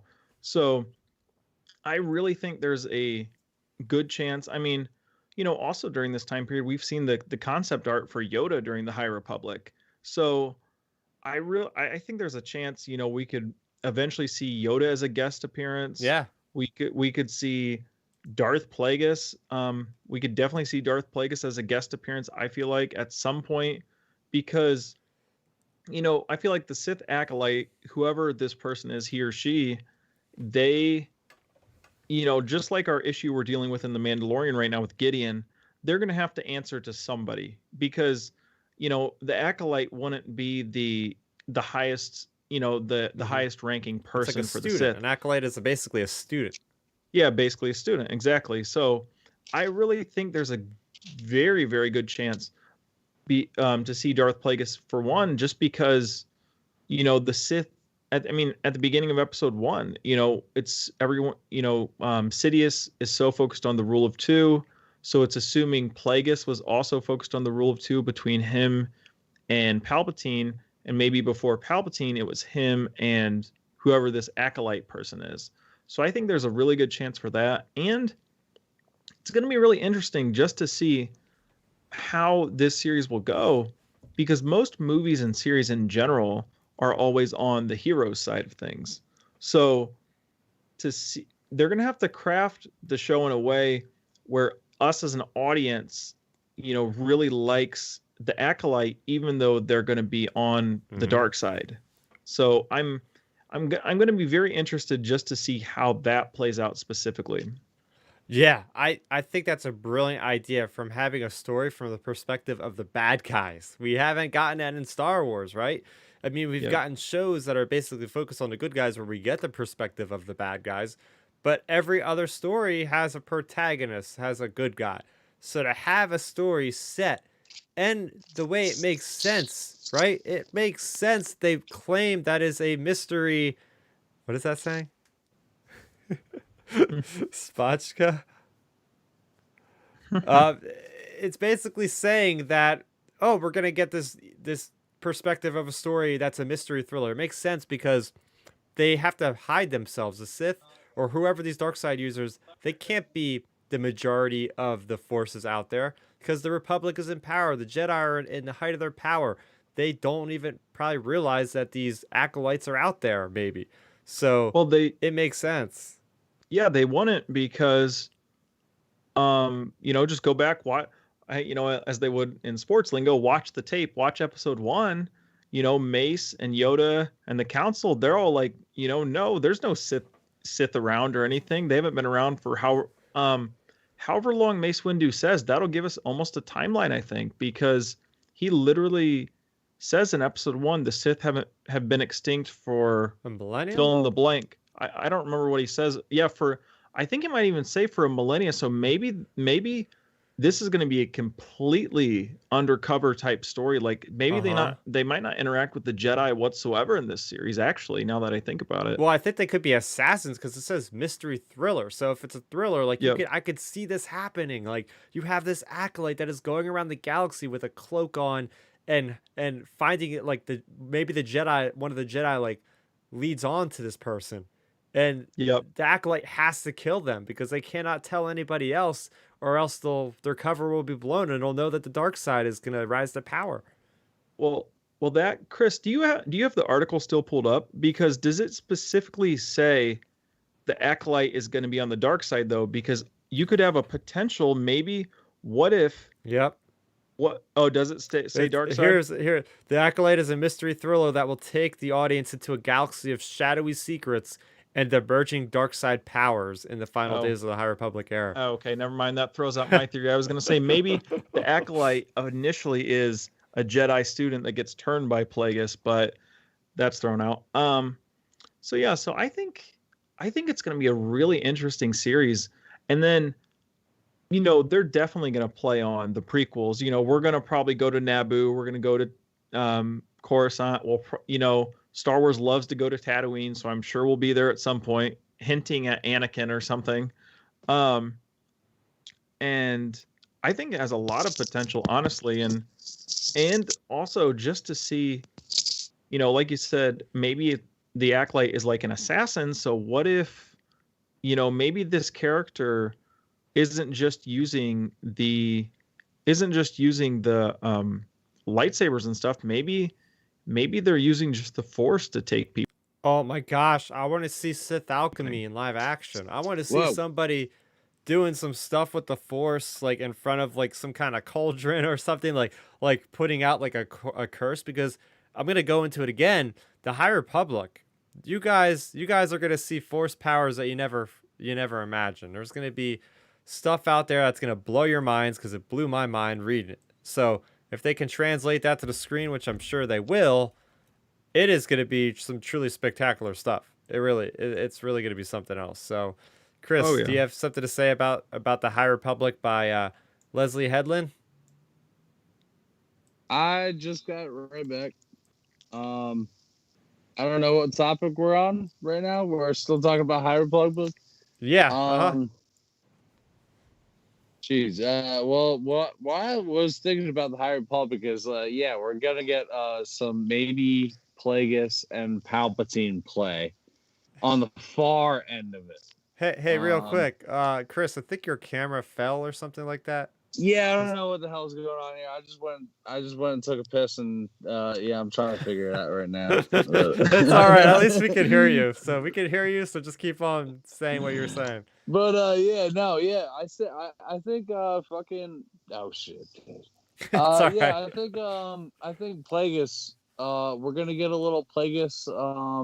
And what's it, the Palpatine thing.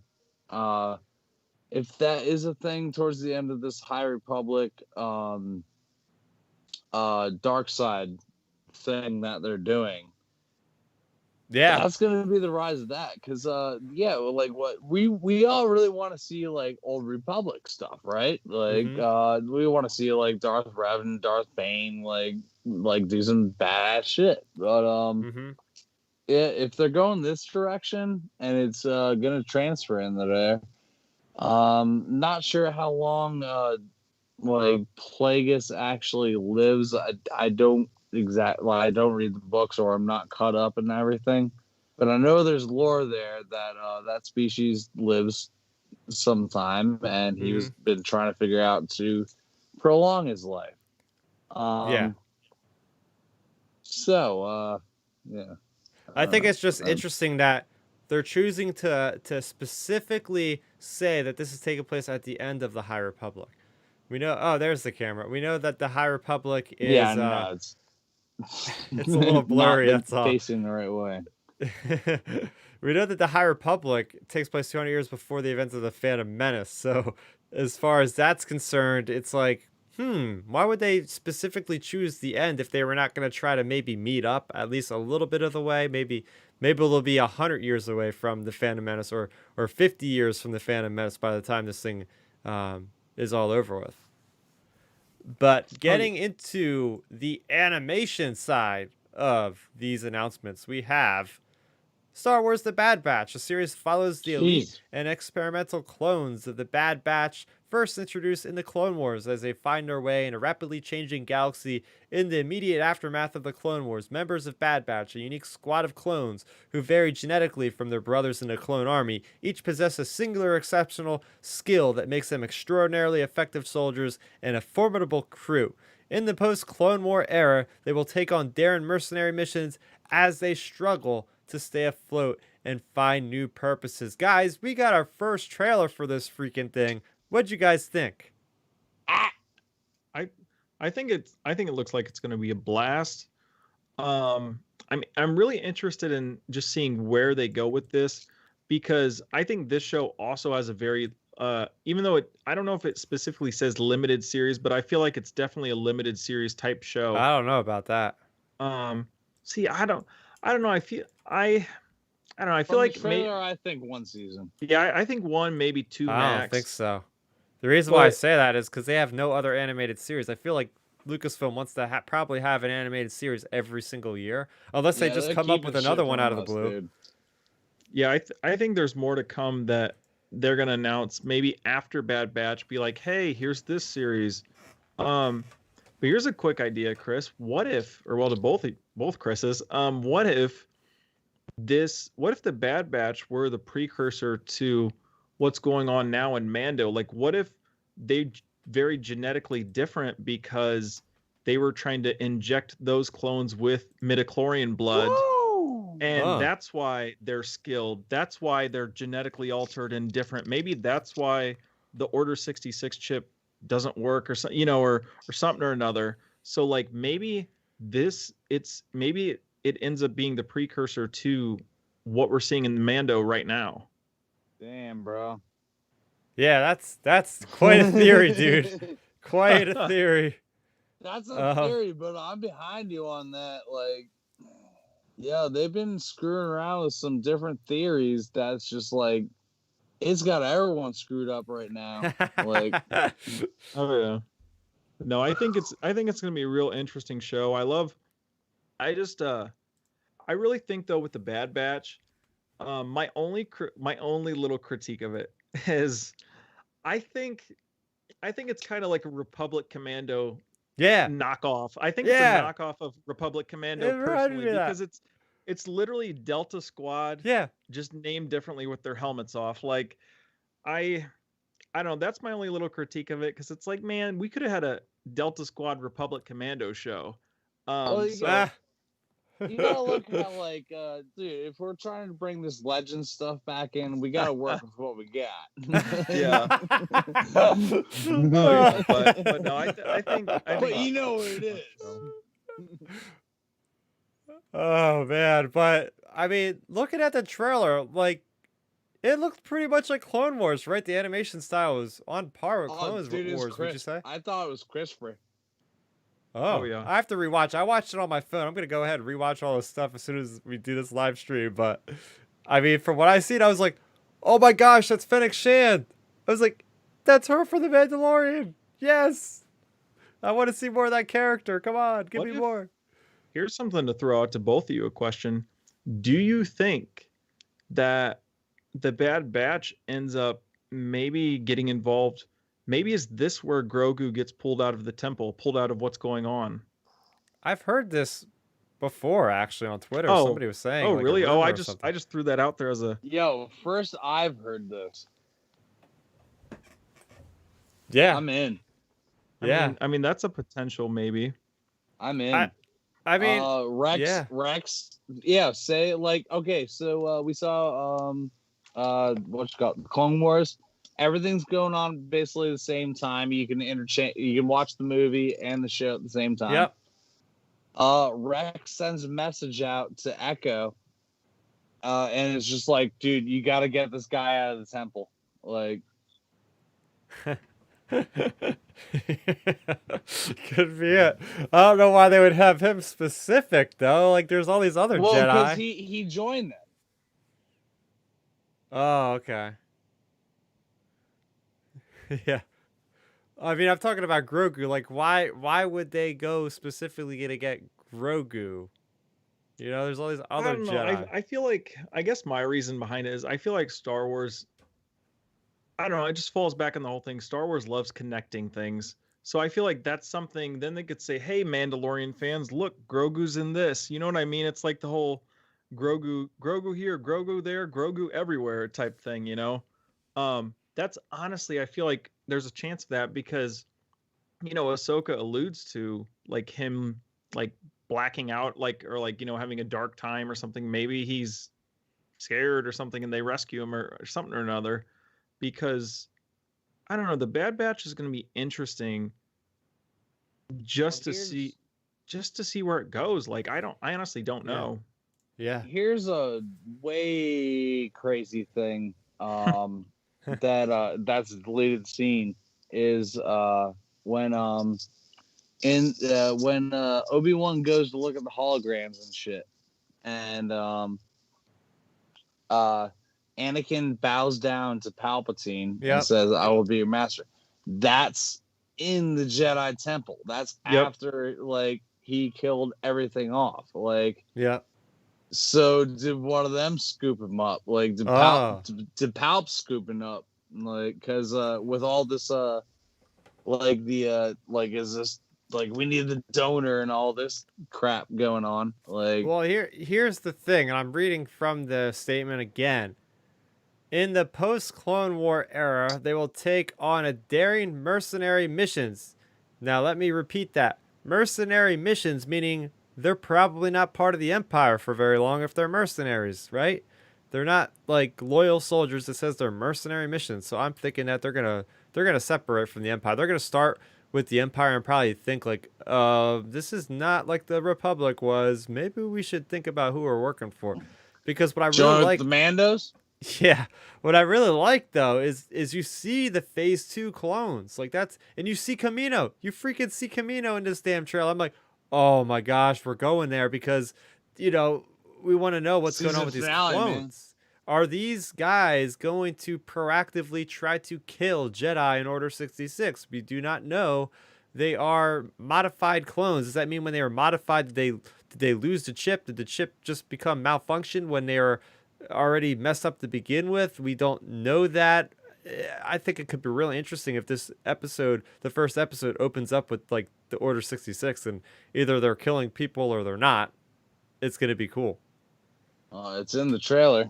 Palpatine's definitely in the trailer saying, "Execute Order 66."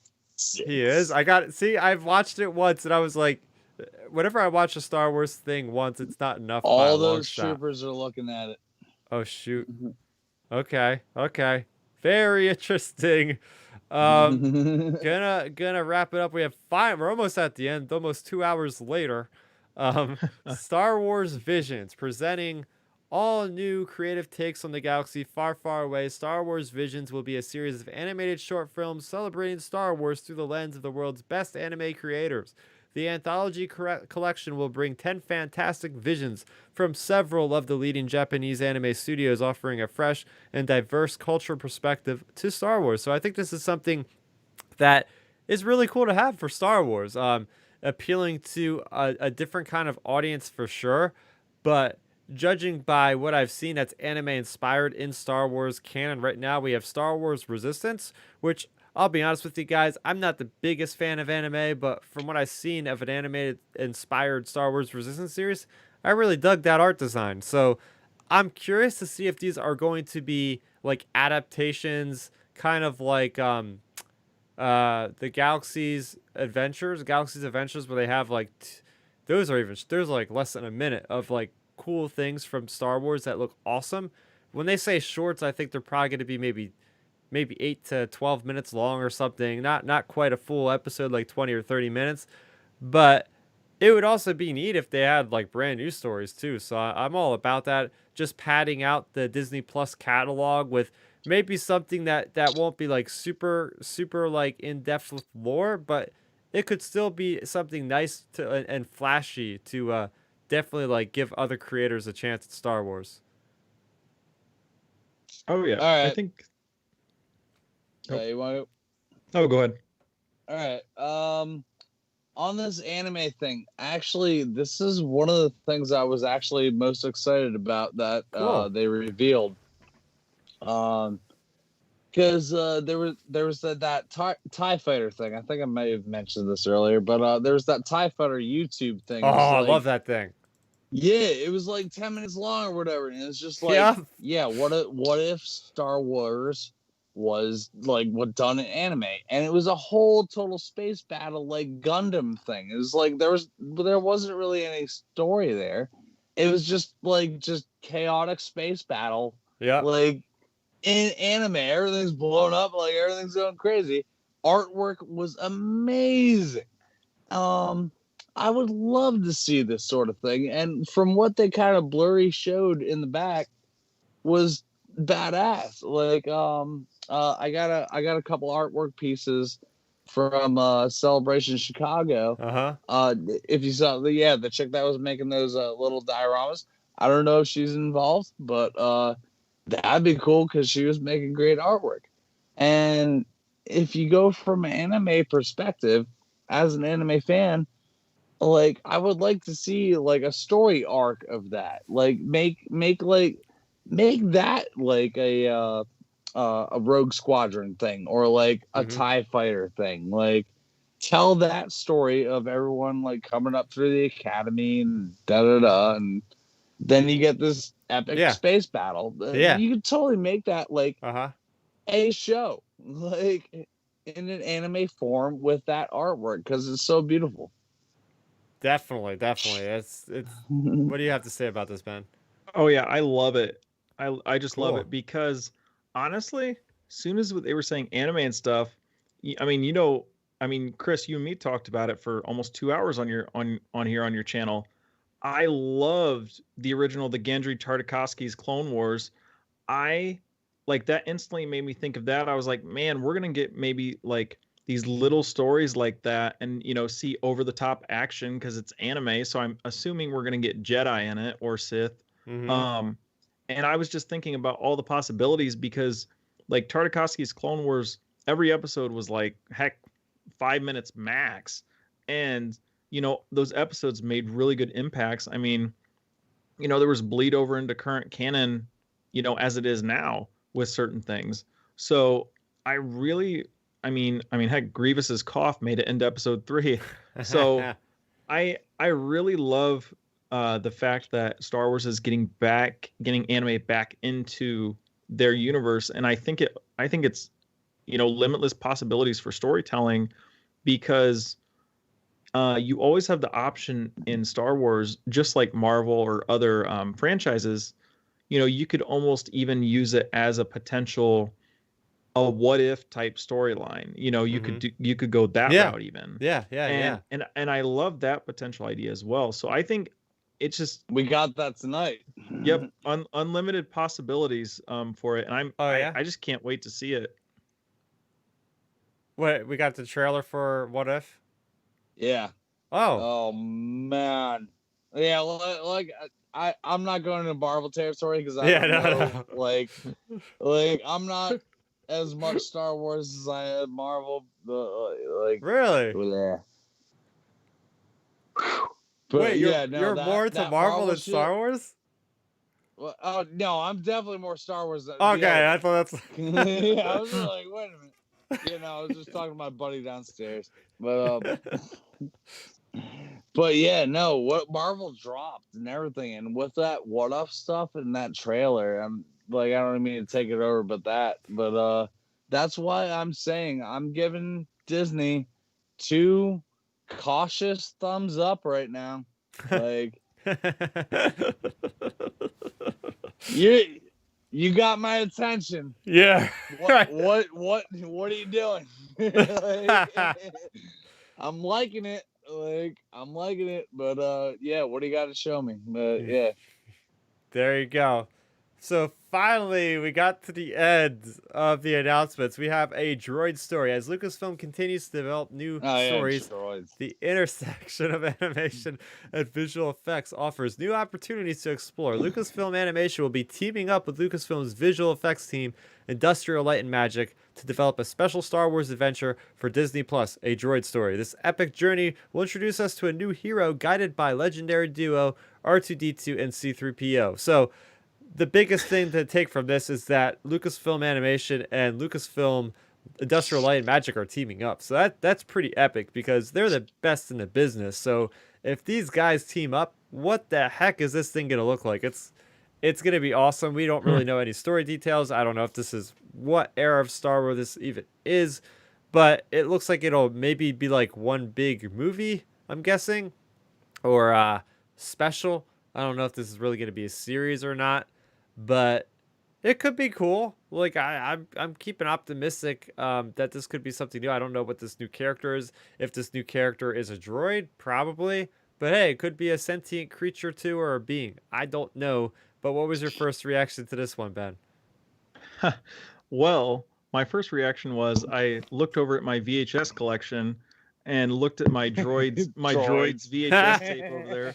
Yep, I thought. Oh my gosh. I thought, you know what? I said, let's reboot it. So maybe Yeah. they reboot it and bring whoever the heck the main character is in that movie into canon, and maybe we do something along those lines that happened on that old VHS Droids movie. Yeah, let's take a side story, dude. I agree with him. That's I have nothing else to say. Like, Yep. I was like, all right, droids, cool, neat. I like ILM. I'd like to work for them. Like, but yeah, I don't know.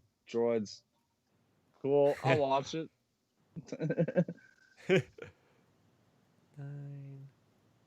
Yeah. I So think- Cheers. Yeah, So- I think it'll be fun. It also will be interesting though to see who the obviously Yeah, they'll probably have is, Anthony what is Daniels. the secret mission?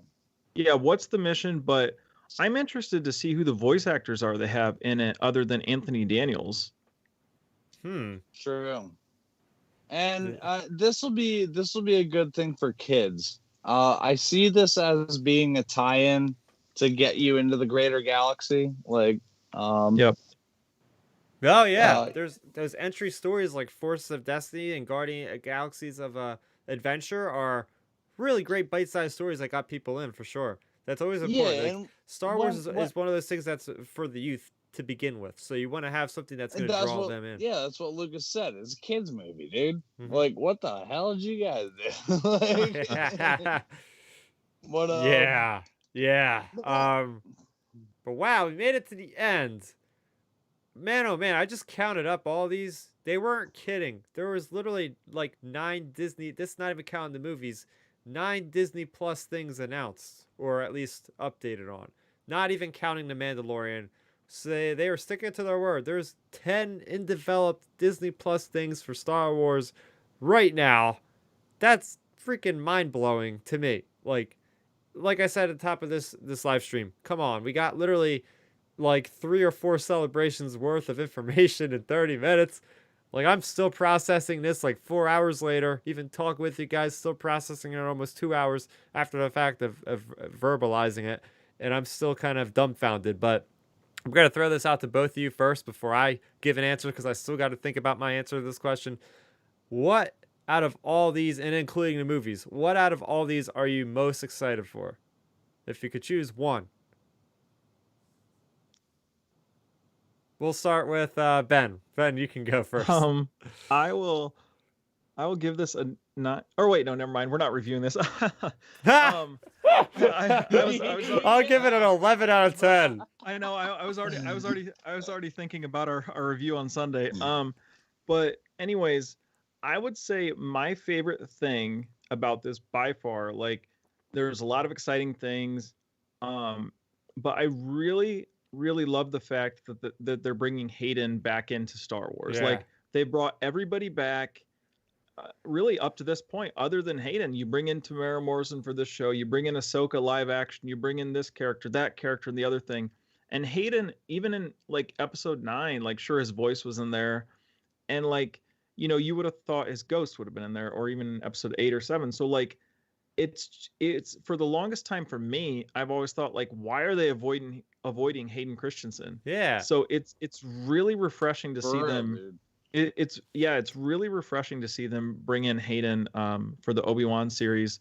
And then just in regards to maybe something new, I just can't wait for the Rogue Squadron series. I think that's going to be great. As I mentioned at the top of this show, I really love Star Wars in a movie theater, and I think a Rogue Squadron movie, or, well, like, say over, a series or a movie, I'll take the movie, because I think seeing it thematically or cinematically on the big screen is going to be so much more impactful than watching it on your TV at home. So I can't wait for the Rogue Squadron series, and then of course Hayden back as Darth Vader.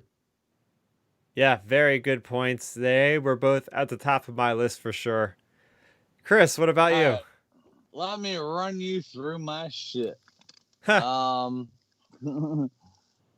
right, so fucking dude, number one, I'm excited for Hayden and my little storyline of that. Like, let's see him as in between fucking the Senate, the Senate chambers, and fucking what you call it, The Temple. no, Mustafar. Oh, Mustafar. Okay. Yeah, let's see him straight up go Anakin. I don't have my notes in front of me again. I've forgotten. Well, out of all the I've projects, lost my way. out of all the projects, what are you most excited for?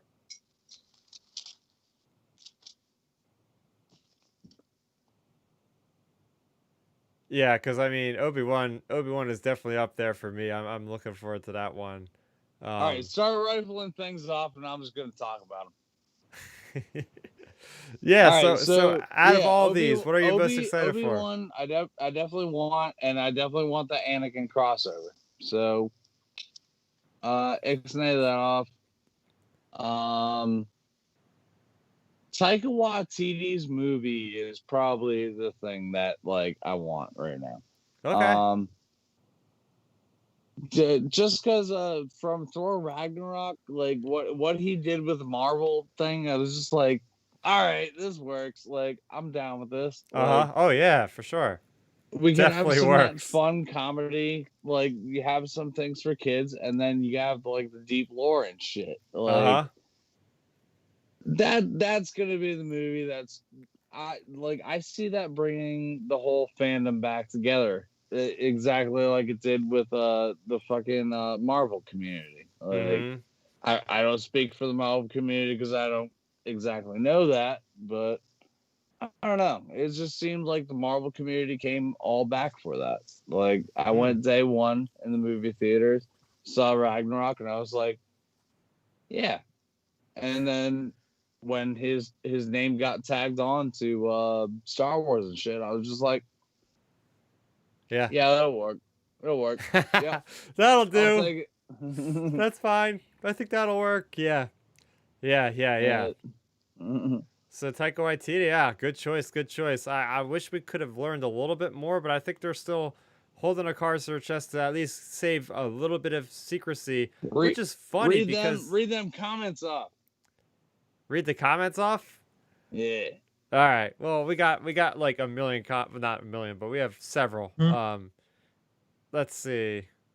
Well, before we get into comments, let me like make my point, and then we'll finish up by reading comments. So, what I'm most excited for it's a hard choice, but I'm probably gonna say the Leslie Headland High Republic the Acolyte series, because it looks like it's the most far-flung Star Wars project from anything else we've gotten so far.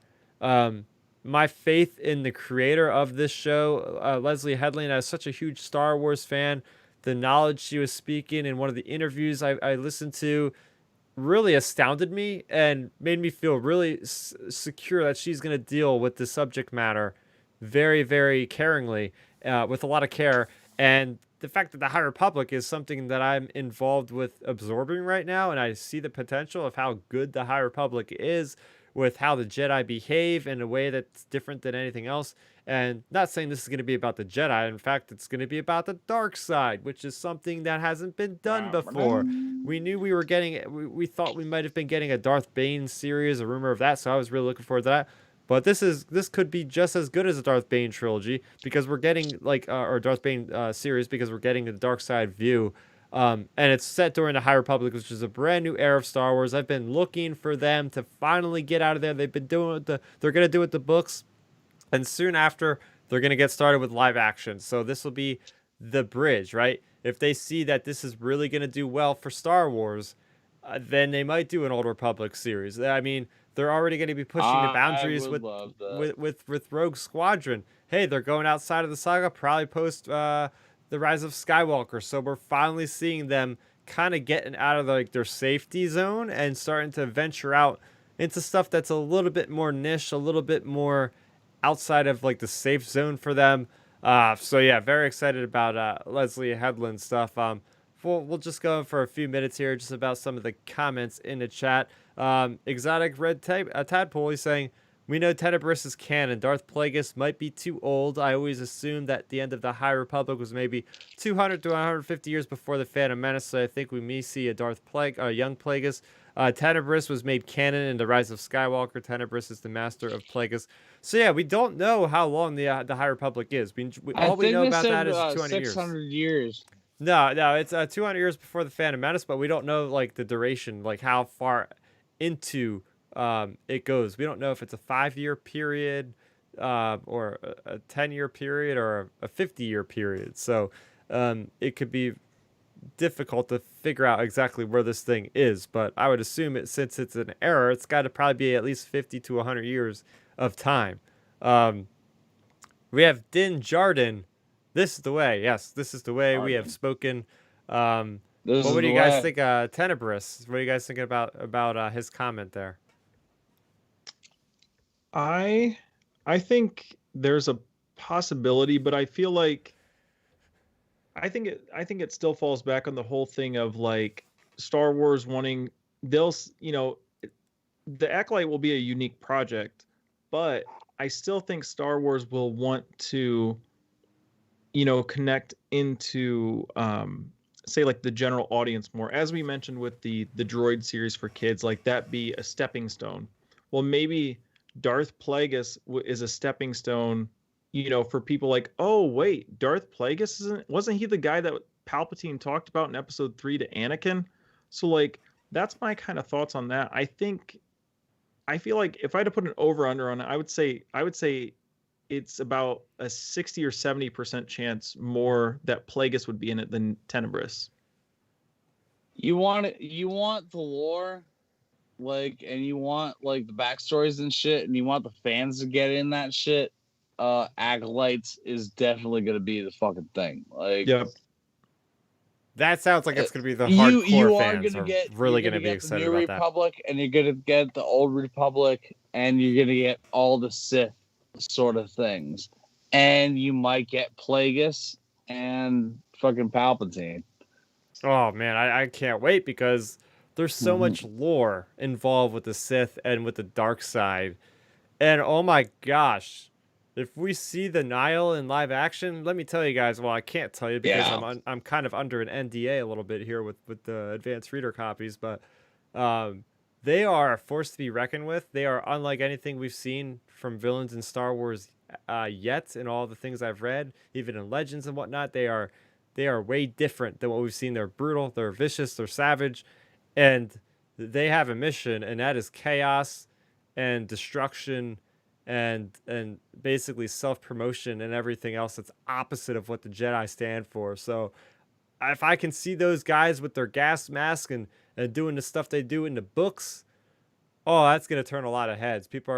I'm telling everybody out there now, if you're interested in this Acolyte show, you better pick up Light of the Jedi and all the High Republic books starting in January, because you're going to want to be into that stuff to understand the full picture. And that's going to be it.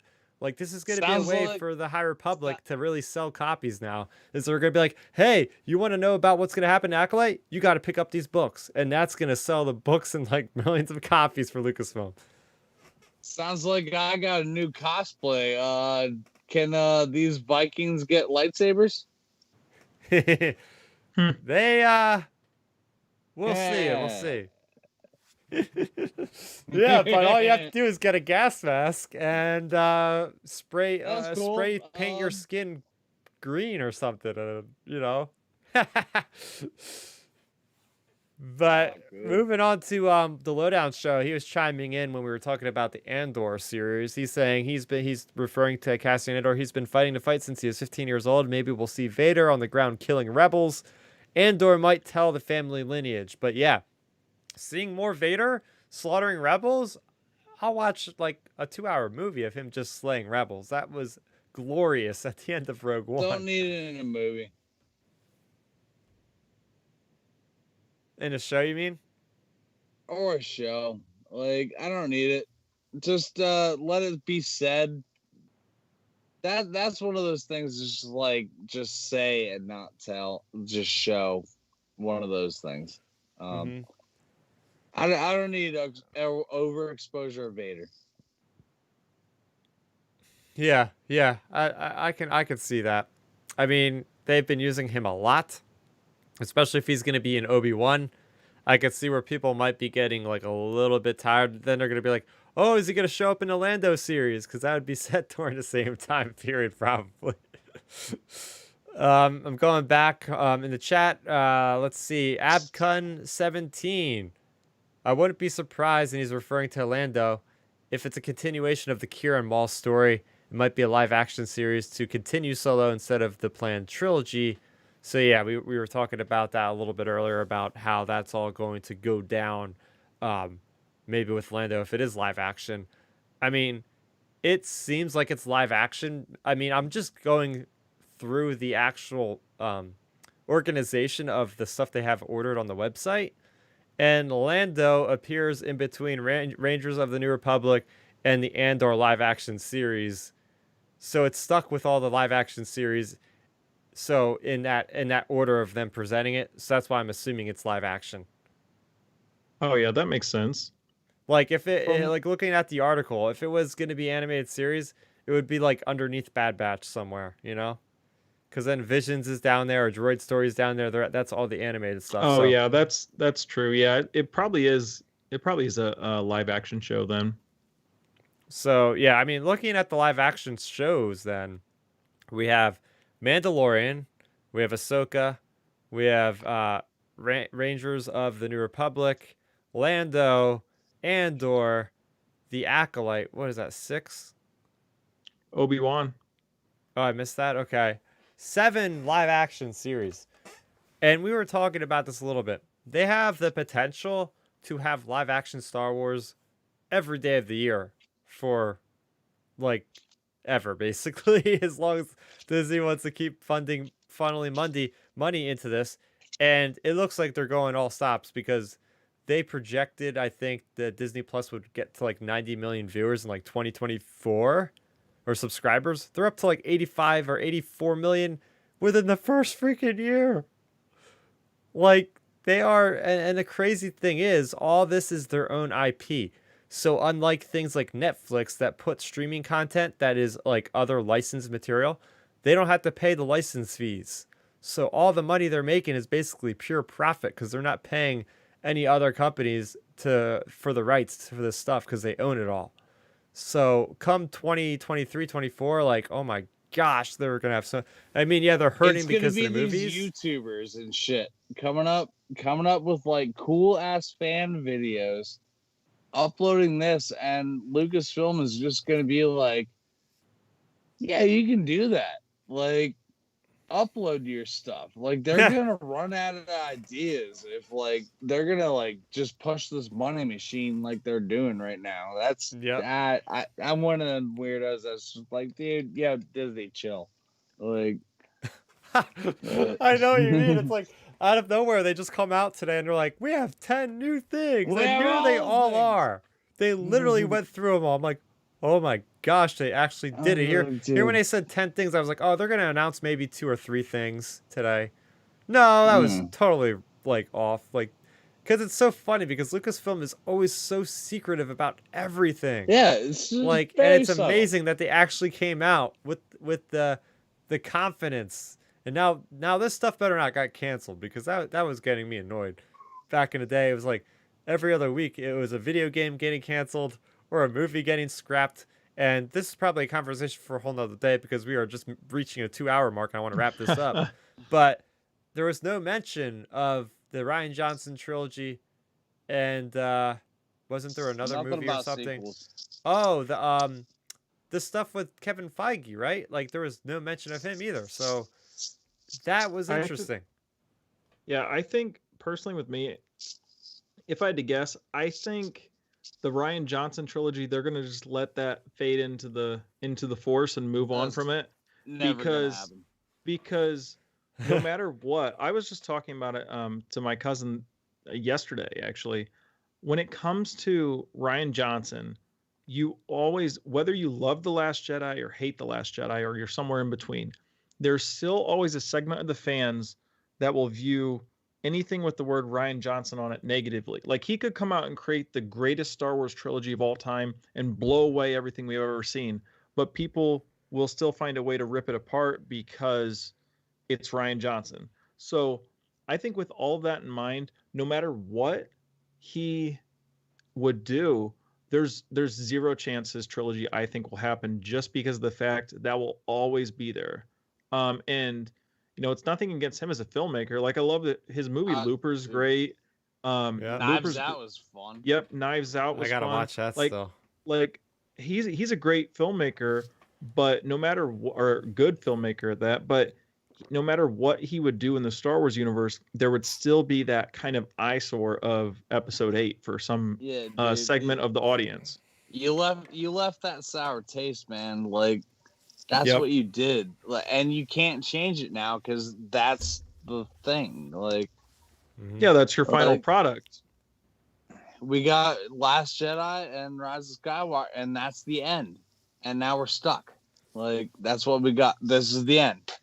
Like, where do we go from here? Man? Well, where we go is we got a bright future, at least with Disney Plus.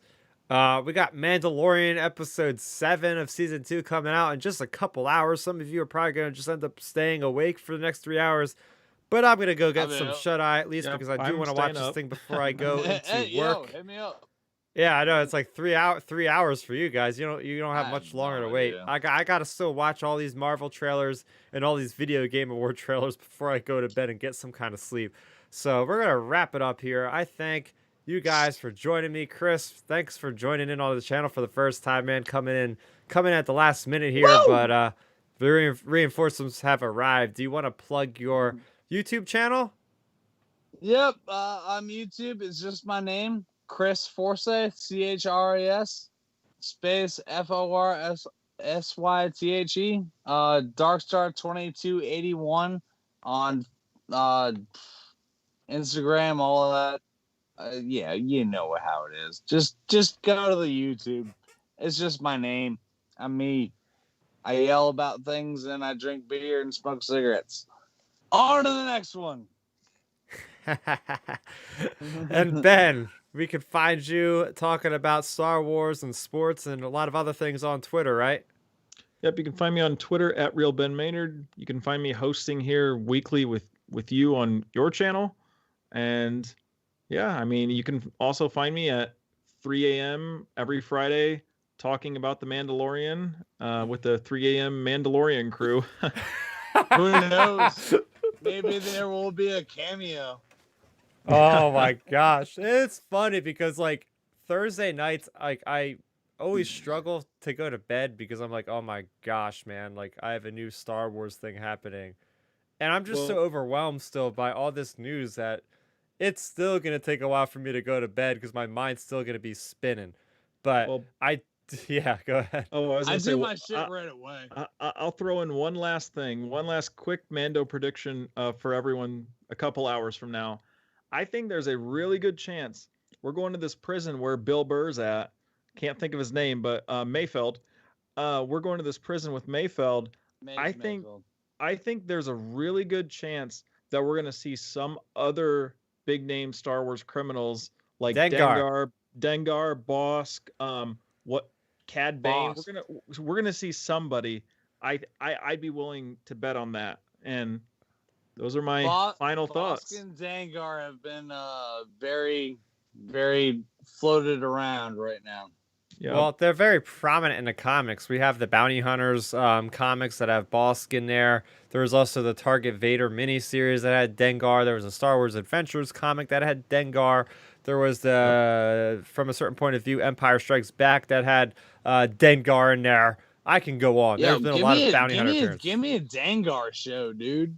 Like, Uh, that dude man. through some shit, dude, man. Like, Yeah, so one last comment to read out here from Exotic Red Tadpole. Good night, guys. I hope after these current shows they start focusing on High Republic. Just continue going to the past, then the Old Republic, and keep on going back to the past all the way to the Jedi. And he spells Jedi like the old Jedi way from Yep. Legends. So yeah, let's keep a good thing going. The High Republic is very much in a lot of people's scopes, especially with this new Acolyte series coming out.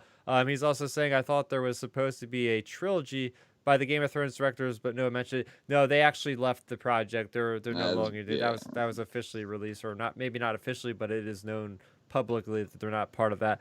But I do want to send a special shout out to everybody that was involved with the chat. Thanks, guys, for putting in your feedback. We had a lot of cool people chime in on what we were talking about, like the Lowdown Show and Exotic Red Tadpole. And we had Noir Angel in there. We had Apcon17. We had a lot of people in here tonight. We had Studio General Lofi. We had Rob D. And Ward Lafferty. So thanks for everybody for joining in. You can find me talking about Star Wars every week on the channel. Make sure you go ahead and subscribe to Star Raptor if you liked this video. I do weekly Star Wars comic reviews. I just reviewed Star Wars issue number 9. That video came out this morning. Check that out. As I mentioned, I am continuing my content on the High Republic, and now I am more excited than ever to continue that journey, especially with the announcement of Leslie Headland's show. So definitely tune in for more High Republic content. And of course, as always, we will be joining you guys every Sunday night at 8 o'clock, around 8 o'clock Eastern time on the channel with my buddy Milton as well as Ben here to talk about The Mandalorian. We have 2 episodes left, but there's plenty more story to go. So that's going to do it for me, Chris, and Ben. Thanks everybody for watching, and may the Force be with you always. Have a good night. All right, that is